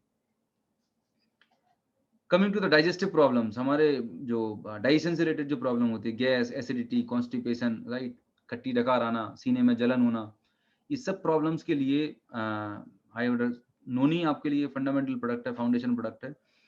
टॉक्सक्लीन जो है, टॉक्सक्लीन बहुत ही इंपॉर्टेंट है। टॉक्सक्लीन में बेसिकली 3 इंग्रेडिएंट होते हैं, त्रिफला होता है इसके अंदर, और एक बहुत ही आयुर्वेदिक इंग्रेडिएंट होता है, इसमें बोलते हैं स्वर्णपत्री। स्वर्णपत्री बेसिकली आपके डाइजेस्टिव सिस्टम को रेगुलेट करने का काम कर रही होती है, राइट? तो टॉक्सक्लीन डाइजेशन से रिलेटेड कुछ भी चीज, कुछ भी प्रॉब्लम है, इट्स थंब रूल, ये देना ही देना होता है, ठीक है? तो एक सुबह एक शाम, ये मेरा फेवरेट प्रोडक्ट है। लीवर हेल्थ, अगेन डाइजेशन में आपका इंटेस्टाइन, लीवर, ये सब इंटरकनेक्टेड रहते हैं। तो कई बार हमारा आपका लीवर अगर प्रॉपर काम नहीं कर रहा होता, तो भी डाइजेशन से रिलेटेड प्रॉब्लम रहती है। तो लीवर हेल्थ आप जरूर दें, और इसके बहुत अच्छे रिजल्ट्स होते हैं अगर आप टॉक्सक्लीन के साथ में कंबाइन करके दे रहे होते हैं। एलोवेरा डाइजेशन के लिए वेल एस्टैब्लिश प्रोडक्ट है, 2 सुबह 2 शाम एलोवेरा आप दे सकते हैं। कॉम्बीबायोटिक, इसके अंदर हमारे स्टमक के हमारे इंटेस्टाइन में कुछ अच्छे बैक्टीरियाज होते हैं, राइट, जिनको हम बोलते हैं प्रोबायोटिक्स। ये हमारे गट हेल्थ को मेंटेन करने के लिए, हमारे इंटेस्टाइन की हेल्थ को अच्छा रखने के लिए बहुत ज़रूरी है, और जो भी आप खाते हैं उनसे जो इंपॉर्टेंट न्यूट्रिशन है उसको एब्जॉर्ब करने में भी ये हेल्प कर रहे होते हैं। तो वेस्टीज का बहुत ही अल्टीमेट प्रोडक्ट है कॉम्बीबायोटिक्स। इसको एक सुबह एक शाम आप ले सकते हैं, जिनको डाइजेशन से रिलेटेड कुछ भी प्रॉब्लम है। तो ये कॉम्बिनेशन है, किसी को भी सेंट्रल गवर्नमेंट पेट से संबंधित कोई भी प्रॉब्लम आपको दिख रही है, इनके लिए आप ये प्रोडक्ट दें, फिनोमिनल रिजल्ट्स आपको मिलने वाले हैं। कुछ चेंजेस करने होंगे, कुछ डाइटरी मॉडिफिकेशंस करने होते हैं। सबसे पहला, अगर किसी को डाइजेशन से रिलेटेड प्रॉब्लम है, मेक श्योर वो अपनी डाइट में फाइबर इंटेक बढ़ा दे। दूसरा, स्पाइसी फूड जो खाना खा रहे होते हैं, उसे खाना कम कर दे। तीसरा, खाने के बीच में, जब हम खाना खाते हैं, खाने के बीच में पानी बिल्कुल नहीं पीना, या तो खाना खाने के 40 मिनट बिफोर या 40 मिनट आफ्टर। लोग यही छोटी-छोटी गलतियाँ कर रहे होते हैं। खाना भी खा रहे हैं, साथ में पानी पी रहे हैं, और अगर आप ऐसा कर रहे हैं, तो कभी भी आपका डाइजेशन ठीक नहीं रहने वाला। हमेशा आपको डाइजेशन की प्रॉब्लम रहेगी। तो ये छोटी-सी कुछ हैबिट्स हैं, इनको अगर सुधार लेंगे, तो आपकी डाइजेशन सिस्टम अच्छा हो सकता है। You can maintain a good digestive system. Now coming to the skin problems, right? Skin problems, ये अगेन एक ऐसी चीज़ है जिसके लिए हम कंसर्न रहते हैं, वरीड रहते हैं। और मैं यहाँ पर जो प्राइमरीली बात कर रहा हूँ, एक्ने की, पिंपल्स की है, और नीचे चार्ट में और आपको मैंने कुछ लिखा हुआ है, उनको भी आप देख सकते हैं। स्किन के लिए सबसे बड़ा, स्किन जो प्रॉब्लम होती है वो हमारे इंटरनल इंपॉर्टेंट होती हैं। ब्लड में अगर इम्प्यूरिटीज़ इकट्ठी हो जाती हैं, ब्लड में अगर आपके टॉक्सिन्स इकट्ठे हो जाते हैं, उसकी वजह से। और तीसरा रीज़न हो सकता है हार्मोनल, राइट? तो एक तो होते हैं ब्लड की इम्प्यूरिटीज़ की वजह से, दूसरा स्ट्रेस है, लाइफ़स्टाइल है, और तीसरा होता है हार्मोनल चैलेंज की वजह से स्किन में प्रॉब्लम्स आती हैं। तो आपको क्या-क्या प्रोडक्ट लेना है? नोनी, अगेन ये आप लेना होगा। नीम जो है, ध्यान रखिएगा, स्किन से रिलेटेड कोई भी प्रॉब्लम है, नीम को आयुर्वेदा में मतलब स्किन के लिए one of the best remedy माना गया है, और हमारे यहाँ मतलब कई सालों, हज़ारों साल से हम आयुर्वेद में नीम को यूज़ करते आए हैं। स्किन प्रॉब्लम्स के लिए नीम एंटी बैक्टीरियल है, एंटीबायोटिक है, नीम इज़ फिनोमिनल प्रोडक्ट। तो नीम जो कैप्सूल आता है वेस्टीज का, बहुत ही, नीम की जो निबोली होती है उससे ऑयल निकाल के तैयार किया जाता है। तो नीम को आपको एक-एक कैप्सूल सुबह-शाम लेना होता है। एलोवेरा स्किन के लिए फिनोमिनल प्रोडक्ट है। एलोवेरा एक-एक, 2-2 कैप्सूल सुबह-शाम। स्पिरुलिना, टॉक्सक्लीन। टॉक्सक्लीन अगेन मैं आपको बात कर रहा हूँ, क्योंकि जिन लोगों का डाइजेशन ठीक नहीं रहता, कॉन्स्टिपेशन रहता है, उनको भी स्किन की प्रॉब्लम्स रहती हैं, राइट? क्योंकि डाइजेशन ना ठीक होने से ब्लड में इम्प्यूरिटीज़ बढ़ जाती हैं, टॉक्सिन्स एक्यूमुलेट होते हैं। तो टॉक्सक्लीन बहुत ज़रूरी प्रोडक्ट है, right? And hair, skin, nails. तो ये जो कॉम्बिनेशन है, स्किन से रिलेटेड अगर कोई भी कॉम्प्लिकेशंस है, खासकर एक्ने और पिंपल की प्रॉब्लम है, उनके लिए बहुत अच्छा प्रोडक्ट है। लास्ट टाइम मैंने ऐड किया है फेस वॉश, हमारे पास एश्योर का फेस वॉश आता है, एश्योर का नीम सोप आता है, बहुत ही अच्छे रिजल्ट देता है। अगर किसी को डैंड्रफ की प्रॉब्लम है, राइट? डैंड्रफ की प्रॉब्लम है अगर हेयर में, तो जो नीम कैप्सूल आता है, उस कैप्सूल को पंक्चर करिएगा, उससे ऑयल को निकाल के कोकोनट ऑयल के साथ मिक्स करके हेयर में मसाज करना है, स्कैल्प पे मसाज करना है। और कई बार मतलब फंगल इन्फेक्शन भी हो जाता है स्कैल्प पे। तो नीम जो है, आप अगर आपकी स्किन में कहीं पे भी लोकल इन्फेक्शन है, एक्जिमा हो रहा है या सोरियासिस है, तो वहां पर आप नीम कैप्सूल को पंक्चर करके उस ऑयल को डायरेक्ट अप्लाई कर सकते हैं अफेक्टेड एरिया में। बहुत अच्छे आपको रिजल्ट मिलने वाले हैं। So this is about skin problems. Now coming to the hair fall, hair problem होती है तो यहाँ पर नोनी आप एक प्रोडक्ट है जो आप दे सकते हैं, एलोवेरा 200 में 200 में स्पुरुलिना। हेयर फॉल का जो मेजर रीजन है, मैं हमेशा प्लान में बताता हूँ, वो है प्रोटीन डेफिशिएंसी। तो जब भी अगर किसी को हेयर फॉल है, 90% केसेस में प्रोटीन डेफिशिएंसी होती है, तो वहां पर आपको प्रोटीन पाउडर जो हमारा आता है, प्योर प्रोटीन सप्लीमेंट लेना बहुत जरूरी है। Along with hair, skin, nails, flax है, कोकोनट ऑयल है, ओमेगा 3 हमारे हेयर्स की ग्रोथ के लिए। अगर बाल आपके ब्राउन हैं, डल हैं, है ना, और मतलब बालों में जान नहीं है, तो वहां पर फ्लेक्स ऑयल या कोकोनट ऑयल उनको स्ट्रेंथ प्रोवाइड करते हैं। सो ये आपके लिए एक हेयर फॉल के लिए, मेल फीमेल किसी को भी हो रहा हो, तो ये कॉम्बिनेशन आप यूज कर सकते हैं। साथ में जो भी शैम्पू एंड कंडीशनर हैं जो रेगुलर आप यूज करते हैं, उनको आप यूज कर सकते हैं। नेक्स्ट है गायनेकोलॉजिकल प्रॉब्लम्स। जो वुमेन हेल्थ की मैं बात करूं, महिलाओं के स्वास्थ्य की बात मैं करूं, और महिलाएं हमारे घर की बैकबोन है। और बहुत सारी टाइम पे इंडिया में देखा जाता है कि घर में जो लेडीज होती हैं, वो कई बार अपनी हेल्थ को इग्नोर करते हैं, राइट। वो सबका ख्याल रखती हैं, लेकिन वो अपना ख्याल नहीं रख पाती। और अगर वो ही ठीक नहीं रहेंगी, तो हमारा घर का मतलब कैसे ठीक रह पाएगा। तो वुमेन हेल्थ को टेक केयर करने के लिए यहाँ पर कुछ फंडामेंटल प्रोडक्ट्स हैं जो मैंने आपको शेयर किए हैं। नोनी, अगेन नोनी को देने का जो मैं आपको एक तरीका बता रहा हूँ, जनरली ट्रेनिंग्स में भी आपने सुना होगा, आपको 7 डेज में 5 डेज नोनी लेना होता है, 2 दिन आपको ऑफ रखना है, 5 डेज ऑन 2 डेज ऑफ। नोनी लेने का तरीका ये है कि नोनी को 5 दिन लेना है, 2 दिन ऑफ दे देना है, फिर 5 दिन लेना है, 2 दिन ऑफ दे देना है। थ्रू आउट किसी भी कोर्स में आप अगर हम नोनी देखते हैं, नोनी को पहली बात तो खाली पेट लिया जाता है, एम्प्टी स्टमक सुबह और शाम को खाना खाने से पहले, और 5 डेज इन अ वीक लेना चाहिए और 2 दिन का ऑफ देना चाहिए। फिर ये फ्लेक्स एंड कोकोनट ऑयल है। फ्लेक्स ऑयल जो होता है, ओमेगा 3 होता है, महिलाओं में, वुमेन्स में हार्मोनल बैलेंस को रेगुलेट करने में बहुत हेल्प कर रहा होता है, इसलिए ओमेगा 3 बहुत जरूरी है। गैनोडर्मा, शतावरी मैक्स में ऑलरेडी आपको बता चुका हूँ, वुमेन हेल्थ के लिए अमृत है शतावरी प्रोडक्ट। तो कहीं पे भी गायनेकोलॉजिकल प्रॉब्लम आप देखते हैं, आंख बंद करके शतावरी मैक्स आप यूज कर सकते हैं। Then spirulina, iron, folic, calcium and protein powder, ये सब वो प्रोडक्ट्स हैं जो अच्छी हेल्थ मेंटेन करने के लिए वुमेन्स को लेने चाहिए। अब होगा क्या ऐसा कि सर क्या सारे के सारे हम एक साथ ले लें? अगर आप अफोर्ड कर सकते हैं तो डेफिनेटली आप एक साथ ले लीजिए। अगर नहीं कर पा रहे हैं तो आप ऐसा भी कर सकते हैं कि शुरू के 3 से 4 सप्लीमेंट्स आपने 3 महीने कंटिन्यू कर लिए, फिर बाद वाले 3 सप्लीमेंट्स आपने अगले 2 महीने कर लिए। फिर ऐसा करके भी आप कॉम्बिनेशन ले सकते हैं, जिससे आपके बॉडी को ओवरऑल न्यूट्रिशन मिलना शुरू हो जाएगा। एक बार में आपने 4 सप्लीमेंट ले लिए, फिर अगले महीने आपने 4 ले लिए, फिर अगले महीने ऊपर वाले 4। इस तरीके से आप अपने बॉडी को स्विच करके, मिक्स एंड मैच करके भी सारा न्यूट्रिशन प्रोवाइड कर सकते हैं। अगर आप अफोर्ड नहीं कर सकते, आपके पास अगर ऐसा कोई फाइनेंशियल क्राइसिस है आपके क्लाइंट के पास, प्रोस्पेक्ट के पास में, तो आप उनको सजेस्ट कर सकते हैं, राइट। पर कुछ तो ऐसे प्रोडक्ट हैं जो फंडामेंटल हैं। तो जो टॉप 3 प्रोडक्ट बताए, टॉप 4 प्रोडक्ट बताए, ये तो एसेंशियल प्रोडक्ट्स हैं, इनको तो लेना ही लेना है। उसके बाद के प्रोडक्ट्स में आप प्लस माइनस कर सकते हैं एज पर रिक्वायरमेंट। अब ये जो कॉम्बिनेशन है, राइट, ये कॉम्बिनेशन कहाँ कहाँ पे काम करने वाला है, तो मैंने यहाँ पर राइट हैंड साइड पे चार्ट दिया हुआ है। इरेगुलर मेंस्ट्रुअल साइकिल है, पीसीओडी है, ओवेरियन सिस्ट है, ब्रेस्ट में सिस्ट है, राइट, वीकनेस है, टाइटनेस है, कई बार वुमेन्स को कंसीव करने में प्रॉब्लम हो रहा होता है, उन सारी की सारी जगह यही कॉम्बिनेशन काम करने वाला है, राइट। अगर यूटीआई इन्फेक्शन है, वुमेन्स में बहुत सारा कॉम्प्लिकेशंस होते हैं, यूरिनरी ट्रैक्ट इन्फेक्शन होता है, तो उनके लिए वेस्टीज में बहुत ही बढ़िया प्रोडक्ट है, क्रैनबेरी करके प्रोडक्ट आता है। क्रैनबेरी को आप एक सुबह एक शाम यूटिलाइज कर सकते हैं। ये जो सप्लीमेंट्स हैं, इनके साथ में टॉप 4 सप्लीमेंट, उसके साथ में ये क्रैनबेरी कंबाइन कर देंगे तो यूटीआई में भी बहुत अच्छे रिजल्ट्स मिलने वाले हैं। Now coming to the kids health, ये हम सब की बात कर रहे हैं, हमने पहले एडल्ट्स की बात कर ली, हमने लेडीज लोगों की बात कर ली, तो हमारे घर के छोटे बच्चे कैसे रह जाएंगे।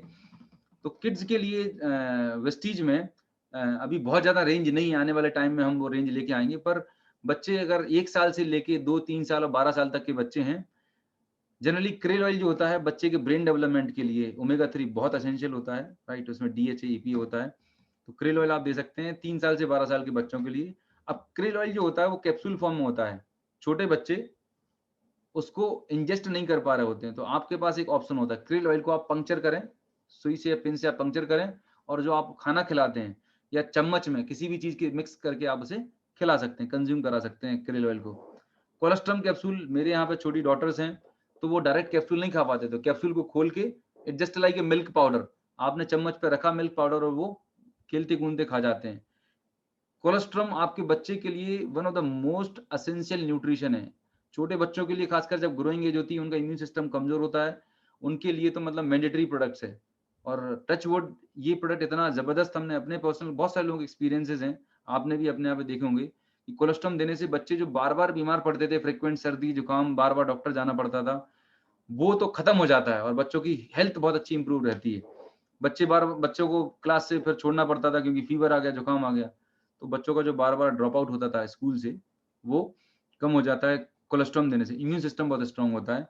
फिर वेस्टीज में इनविगो चॉकलेट प्रोटीन पाउडर है, जिसके अंदर डीएचए है, प्रोटीन है, अमीनो एसिड्स हैं, सारा कुछ कॉम्बिनेशन है। ये हम बच्चों को सजेस्ट कर सकते हैं। स्पिरुलिना अगेन एटलीस्ट अगर 6-7 साल का बच्चा है, तो वहाँ पर 6 साल, 7 साल से जब वो कैप्सूल लेना शुरू कर सकते हैं, उनको आप स्पिरुलिना 1 दे सकते हैं। 12 ईयर्स तक है तो आप 2 दे सकते हैं। तो अगेन मैं बात कर रहा हूँ कि हमें अपना कॉमन सेंस यूज़ करना है। छोटे बच्चे हैं, कोलेस्ट्रॉल में अगर 1 साल का बच्चा है, तो कोलेस्ट्रॉल 1 कैप्सूल को भी आप पार्ट में डिवाइड करके 2 या 3 बार में आप थोड़ा-थोड़ा करके दे दें। कोलेस्ट्रॉल बिल्कुल 1 से 2 महीने के बच्चे से लेके 100 ईयर्स तक हर किसी के लिए सूटेबल है, सेफ है, कोई प्रॉब्लम नहीं। पर रिमेंबर डोज़ जो है, वो डोज़ बहुत कम होना चाहिए छोटे बच्चों के लिए। 5 साल तक के हो चुके हैं, 3 से 5 साल के तो 1 कैप्सूल और उससे ऊपर है, तो 101 शाम आप दे सकते हैं। तो बच्चों के लिए, बच्चों की हेल्थ को मेंटेन करने के लिए एक बहुत ही अच्छा कॉम्बिनेशन है वेस्टीज के अंदर। 12 साल से ऊपर के बच्चे अगर हो गए हैं, ग्रोइंग चिल्ड्रन है, तो हमारा जो कैल्शियम है, जो हमारा कैल्शियम आता है, वो 1 कैल्शियम टैबलेट आप सुबह आप रेगुलर बेसिस पर दे सकते हैं क्योंकि 200 मिलीग्राम कैल्शियम उसमें भी होता है बच्चों की ग्रोथ के लिए, ग्रोइंग चिल्ड्रन के लिए। अभी तो हमने बातचीत कर ली बीमार लोगों की, जिनको ऑलरेडी बीमारियां हैं, तकलीफ में जी रहे हैं। अब बात करते हैं ऐसे लोग, जो लोग नॉर्मल हैं, अभी कोई बीमारी नहीं है, हेल्दी इंडिविजुअल हैं, बिजी प्रोफेशनल्स हैं, या बॉडी में थोड़ा-थोड़ा टायर्डनेस, वीकनेस लगने लगी है ना? खाने का टाइम डिस्टर्ब है, स्ट्रेस में रहते हैं, बहुत बिजी शेड्यूल्स रहते हैं, खाने-पीने के लिए मतलब फ्रूट्स नहीं ले पा रहे हैं, बिजी लाइफ़स्टाइल है। उनको अगर अपनी हेल्थ को मेंटेन करना है, अपनी एनर्जी लेवल को मेंटेन रखना है, स्टैमिना बढ़ा रखना है और अपने आप को फिट रखना है, एनर्जेटिक रखना है, तो उनके लिए ये एक बहुत ही शानदार कॉम्बिनेशन, मतलब एक नॉर्मल पर्सन को हेल्दी मेंटेन रखने के लिए, हेल्थ को अच्छा रखने के लिए ये कॉम्बिनेशन है। नोनी अगेन आप सबके लिए ज़रूरी है। अब मैंने जो इसमें लिखा है krill ऑयल, फ्लेक्स या कोकोनट ऑयल, तो स्मार्ट तरीका ये बोलता है कि आपने 1 महीने krill ऑयल कंज़्यूम कर लिया, फिर अगले महीने आप फ्लेक्स ऑयल ट्राई कर सकते हैं और अगले महीने आप कोकोनट ऑयल ले सकते हैं। तो इस तरीके से आपको तीनों वैरायटी का ओमेगा 3 मिलता रहेगा। आपकी बॉडी को सारा न्यूट्रिशन, सब तरह का न्यूट्रिशन मिलने लगेगा और आपको वैरायटी ऑफ सप्लीमेंट्स भी मिलेंगे और सारे के सारे बेनिफिट्स आप ले सकते हैं। स्पिरुलिना 2 सुबह 2 शाम, Q10 अगेन जब हम वर्किंग प्रोफेशनल हैं, 30 इयर्स के बाद आपका जो हार्ट होता है, वहाँ Q10 जो एक एंजाइम होता है, बहुत इंपॉर्टेंट एंजाइम होता है, जो कार्डियक मसल्स को एनर्जी देने का काम कर रहा होता है। तो ये धीरे-धीरे इसका लेवल कम होने लगता है। तो कार्डियक प्रॉब्लम ना हो, आपका हार्ट अच्छे से परफॉर्म करे, राइट? तो ये Q10 once in a day, एक बार आप ले सकते हैं। आप साल में 2-3 महीने कोर्स कर लिए और फिर आप इसे छोड़ सकते हैं। फिर आपने 2-3 महीने कर लिया, फिर छोड़ सकते हैं। मतलब ऑन ऑफ करके आप इसे ले सकते हैं। Sea buckthorn it's a regular antioxidants है, विटामिन्स, मिनरल्स हैं। मेटामाइंड्स ये अभी रिसेंटली लॉन्च प्रोडक्ट है, बहुत ही ज़बरदस्त प्रोडक्ट है क्योंकि आज की डेट में हमारा जो जॉब है, मल्टीटास्किंग है, वर्क प्रेशर बहुत है। एक-एक इंसान को मतलब 2-2 4-4 डिपार्टमेंट की रिस्पॉन्सिबिलिटी सँभालनी होती है, बहुत स्ट्रेस है, चीज़ें याद नहीं रहती, चिड़चिड़ापन होता है, राइट? हम प्रॉपर फ़ोकस नहीं कर पा रहे होते हैं। तो ये मेटामाइंड जो है ना, ये आपको बहुत हेल्प करने वाला है। अगर आप बिज़ी प्रोफ़ेशनल हैं और ख़ासकर लॉयर हैं, डॉक्टर हैं, है ना? और जो कॉलेज गोइंग स्टूडेंट्स हैं, है ना? कॉम्पिटिटिव एग्ज़ाम की तैयारी कर रहे हैं, उन सबके लिए मेटामाइंड इज़ वेरी गुड प्रोडक्ट।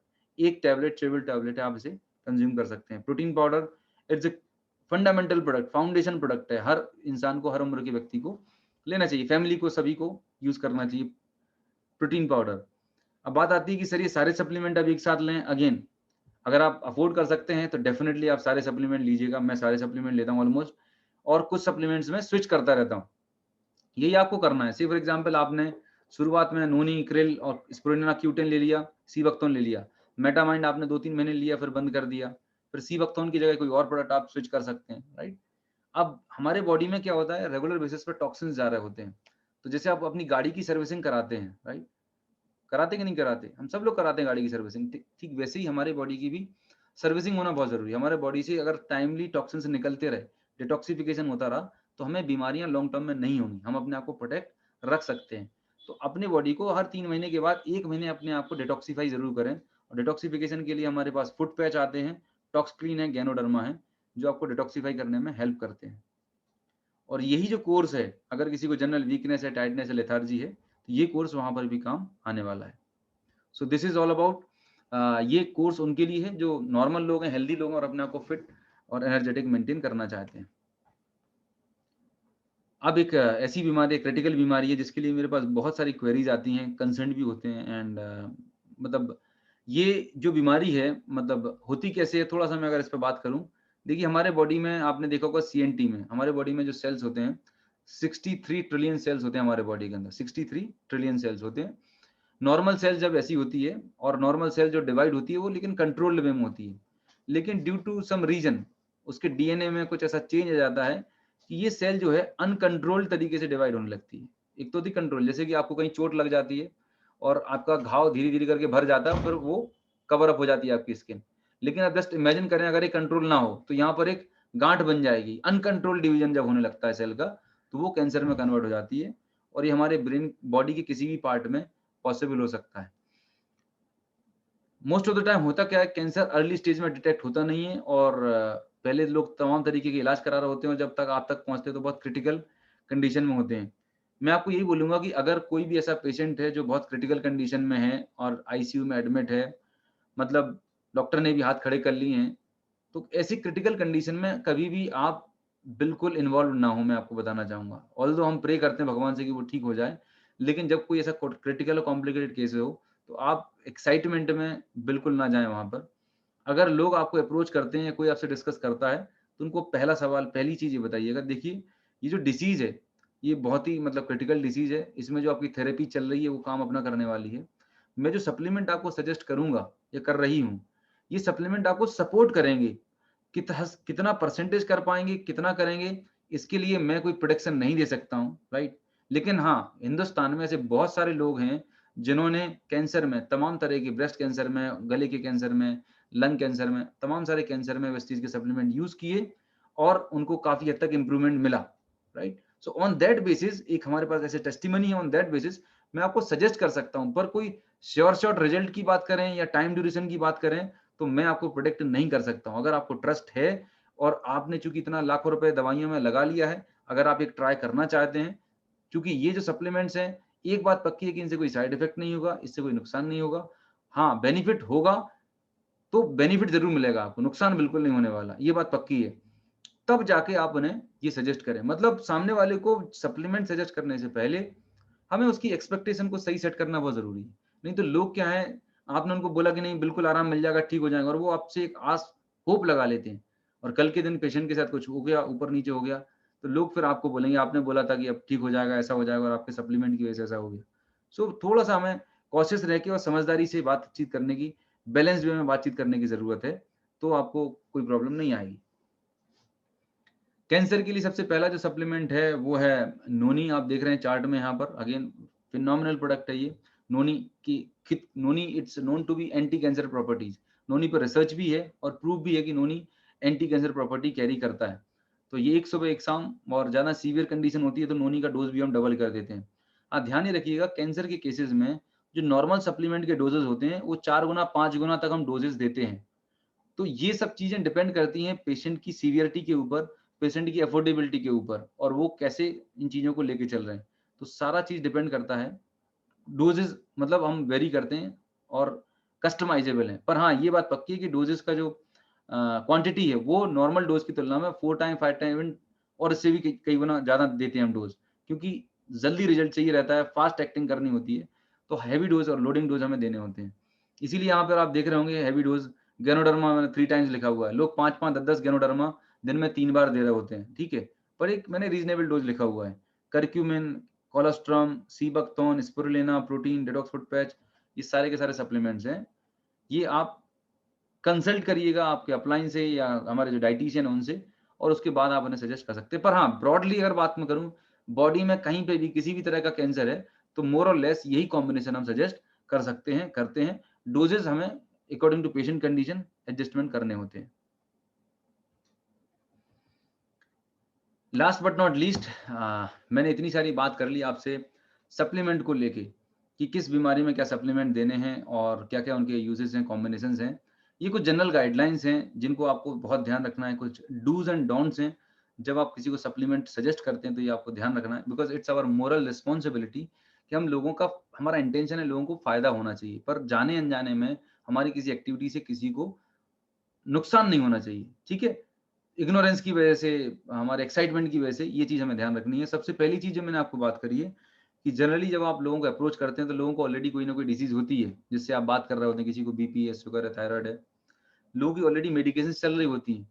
तो कई बार जब आप सप्लीमेंट सजेस्ट करते हो तो लोग आपको बिना बोले वो अपनी करंट मेडिसिन बंद कर लेते हैं और सप्लीमेंट लेने लगते हैं और 2, 4, 5, 10 दिन के बाद वो फ़ोन लगाते हैं, "अरे! मेरी बीमारी बढ़ गई।" तो समझ लीजिए कि उन्होंने अपनी मेडिसिन्स बंद कर ली हैं। तो हमेशा जभी भी आप किसी को सप्लीमेंट सजेस्ट करते हैं, उनको क्लियरली मेंशन करिएगा, बताइएगा कि भई आपकी जो करंट मेडिसिन चल रही है एलोपैथी, उसको लेना है, उसको बंद नहीं करना है। उसके साथ-साथ में आपको ये सप्लीमेंट लेना है।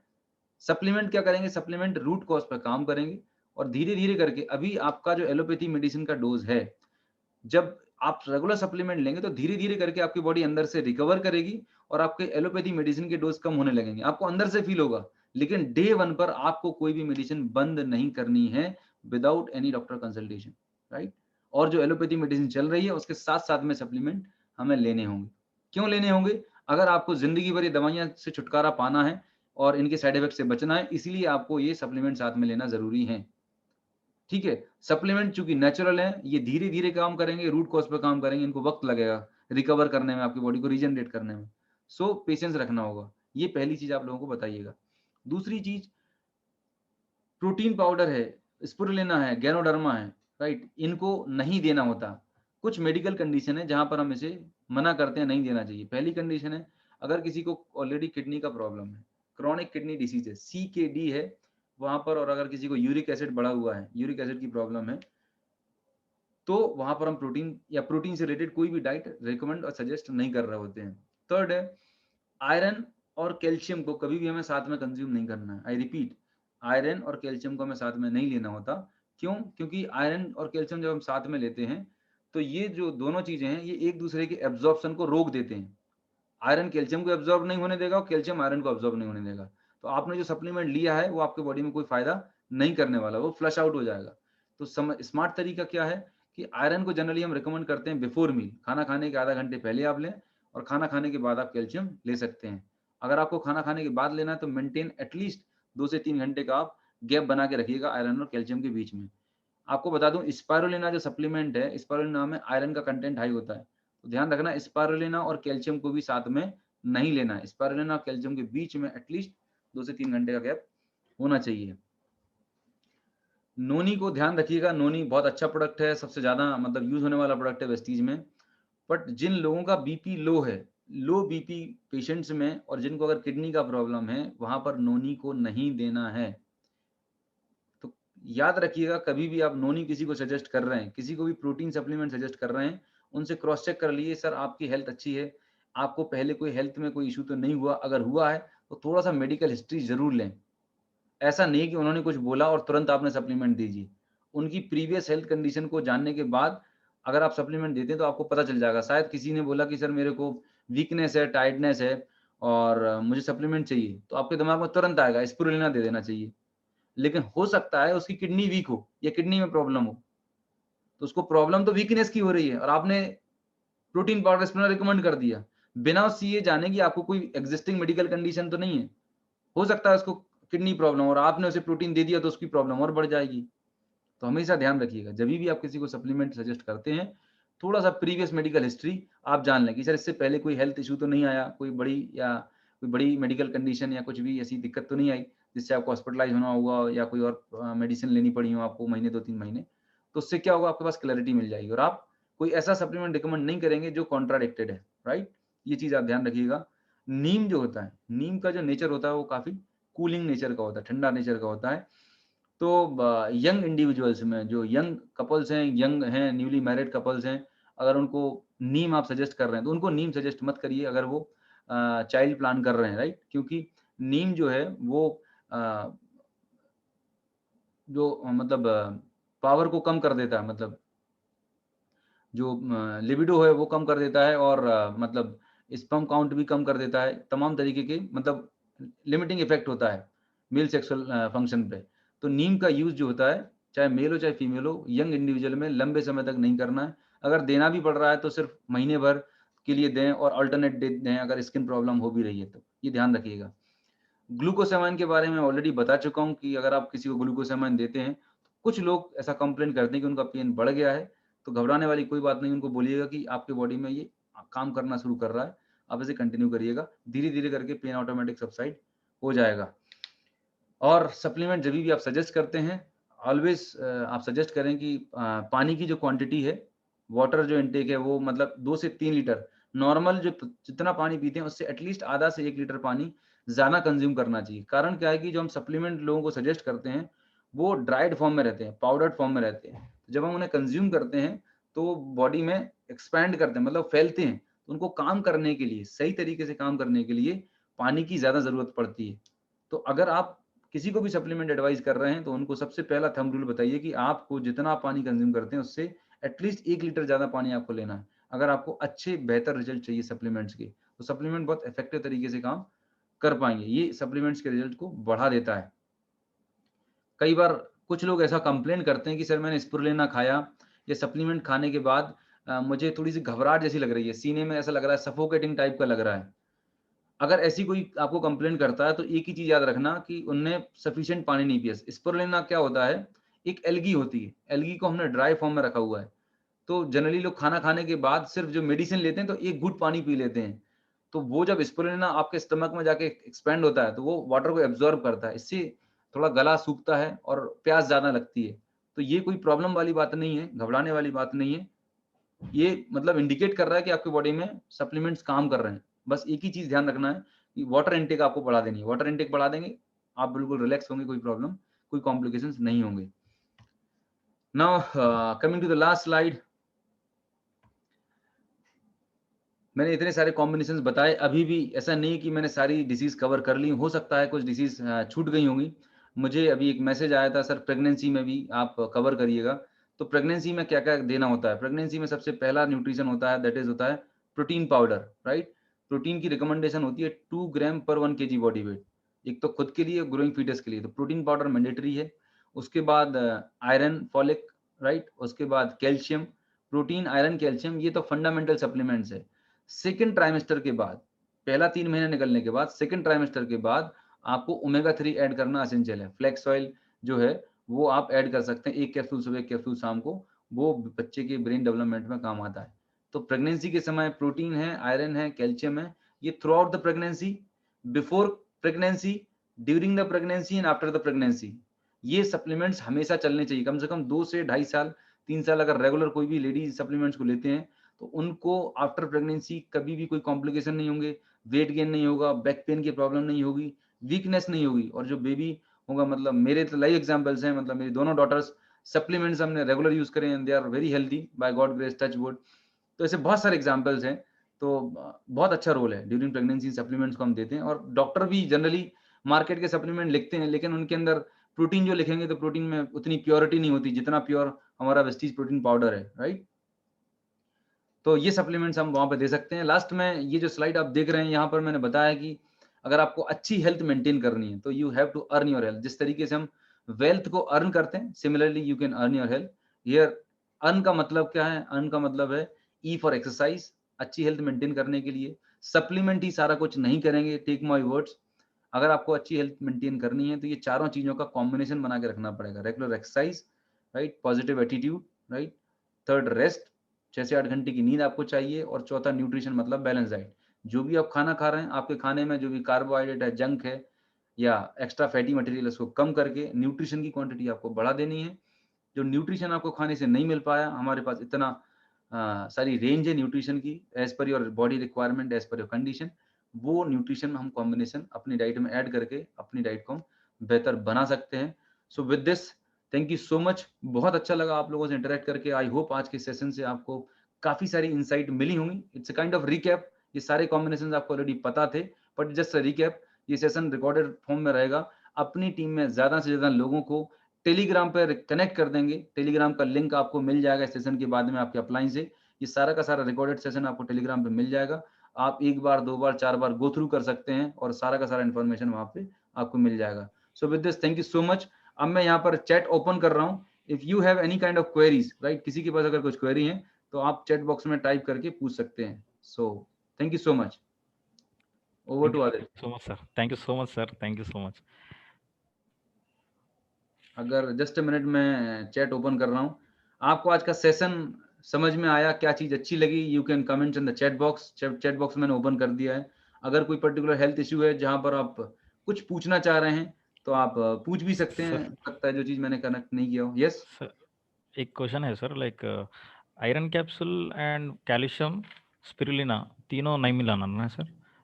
नहीं, देखिए स्पिरुलिना में तो ऑलरेडी आयरन होता है, ठीक ओके। है। स्पिरुलिना और आयरन साथ में ले सकते हैं, बट आयरन ओके। और कैल्शियम साथ में नहीं लेना। स्पिरुलिना, आयरन और कैल्शियम नहीं लेना साथ में। एंड मेटामाइन में भी आयरन रहता ना सर? हाँ, मेटामाइन अभी। पैरासैकराइड जी जी, आयरन रहता है उसमें। ओके। सो गैप रखना है, आयरन और कैल्शियम कॉम्बिनेशन में एक थोड़ा सा हमें ओके। गैप रखना जरूरी होता है। यस। ठीक है, thank you sir. Good morning, wonderful session, amazing. Pregnancy topic मैंने बता दिया है and it was super awesome session. Thank you so much. Right, great great, thank you so much. Supplement sickle cell patients, yes. Vaishali ji आपने पूछा है sickle cell patients के लिए। Sickle cell एक डिजीज होती है। सिकल सेल में क्या होता है कि हमारे ब्लड के अंदर जो रेड ब्लड सेल्स होते हैं वो प्रॉपर ठीक से काम नहीं कर पाते। तो सिकल सेल में कभी भी गलती से आयरन नहीं देना, ध्यान रखना। हमारा आयरन फॉलिक सिकल सेल में नहीं देना। सिकल सेल में आप Vestige protein powder, right, Vestige का आप कोलेस्ट्रम दे सकते हैं और प्रोटीन पाउडर दे सकते हैं। एंड हाँ, ये 2 सप्लीमेंट्स आप प्रोटीन दे सकते हैं और कोलेस्ट्रम आप सिकल सेल में दे सकते हैं। ओमेगा 3 आप फ्लेक्स या krill ऑयल दे सकते हैं। Iron is not recommended in sickle cell patients. Yes. Varicose veins, my God, अब तो मुझे मालूम है पूरे हिंदुस्तान की सारी प्रॉब्लम्स आने वाली हैं। Few complaints from user after flex oil intake, burning sensation. Rajesh ji, yes, बिल्कुल सही बोला। फ्लेक्स ऑयल जो होता है ना थोड़ा सा गर्म होता है। तो अगर आपको लग रहा है किसी को ज्यादा गर्मी लगती है, राइट, किसी का नेचर होता है ना बहुत ज्यादा पसीना आना, या जो गर्म, जिनकी जो नेचर होती है गर्म तासीर होती है, तो बेस्ट है उनको आप क्रेल ऑयल सजेस्ट कर दें। अगर किसी को फ्लेक्स ऑयल खाने से ज्यादा गर्म लगता है तो फ्लेक्स ऑयल का डोज कम कर दें, या फ्लेक्स ऑयल के साथ में एलोवेरा ऐड कर दें, या फ्लेक्स ऑयल की जगह आप उन्हें क्रेल ऑयल या कोकोनट ऑयल सजेस्ट कर दें। ओमेगा 3 का जो बेनिफिट है वहां से आपको मिलने लगेगा। लो बीपी के लिए क्या सजेस्ट करना है? लो बीपी के लिए सबसे बेस्ट सप्लीमेंट है हमारा स्पिरुलिना। 2 सुबह 2 शाम आप दें। प्रोटीन पाउडर आप उन्हें दें, राइट। और ओमेगा 3 के लिए क्रिल ऑयल दें। क्रिल ऑयल या ओमेगा 3 जो होता है वो बीपी को मेंटेन करने में हेल्प कर रहा होता है। कोएंजाइम Q10 आप दे सकते हैं, राइट। तो जो हाइपरटेंशन के जो हाई बीपी के प्रोडक्ट थे वही देना है। उसमें प्रोकार्ड हटा देना, एलार्जिनाइन हटा देना। बाकी नॉर्मल प्रोटीन आप दे सकते हैं। प्रोटीन है, स्पिरुलिना है एंड क्रिल ऑयल है। ये आप लो बीपी पेशेंट को आप दे सकते हैं आराम से, no problem at all. My God sir, conceive नहीं कर रहे हैं।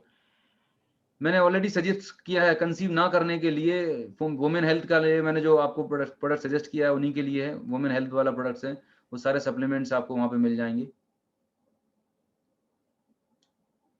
Yes yes yes sir, what is suggestion for already done angioplasty and having blood pressure problem too? Mukund Joshi ji. Mukund ji, जो लोग ऑलरेडी एंजियोप्लास्टी करा चुके हैं, बीपी करा चुके हैं, उनको जो मैंने हाइपरटेंशन का कोर्स किया हुआ है, बताया हुआ है। कोई भी पेशेंट जिसका बीपी है ऑलरेडी एंजियोप्लास्टी करा चुका है, बाईपास कुछ भी हो चुका है, उसके बाद भी मैंने जो कोर्स सजेस्ट किया है वो कोर्स ही उनको सजेस्ट करना है। अगर किसी का रिसेंटली बाईपास हुआ है, एंजियोप्लास्टी हुआ है, तो उनको एलार्जिनाइन नहीं देना है, राइट। और बाकी के सारे सप्लीमेंट आप उन्हें सजेस्ट कर सकते हैं।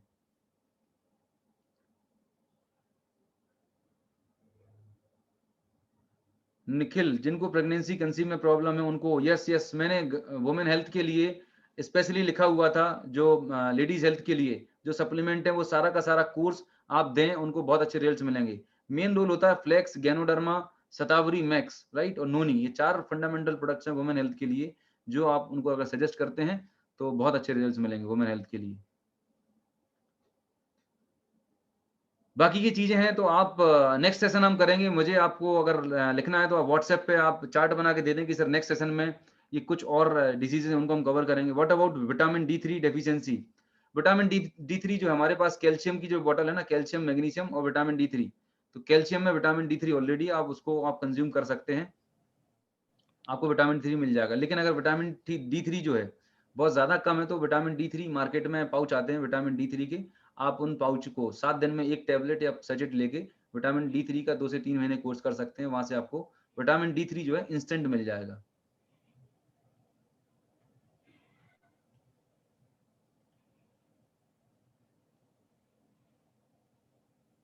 सिजरिंग होने के बाद को सप्लीमेंट दे दें, बिल्कुल, बिल्कुल, बिल्कुल। सो दोस्तों, मैं अपना सेशन यहीं पर ओवर करता हूँ। बहुत अच्छा लगा आप लोगों से इंटरेक्ट करके।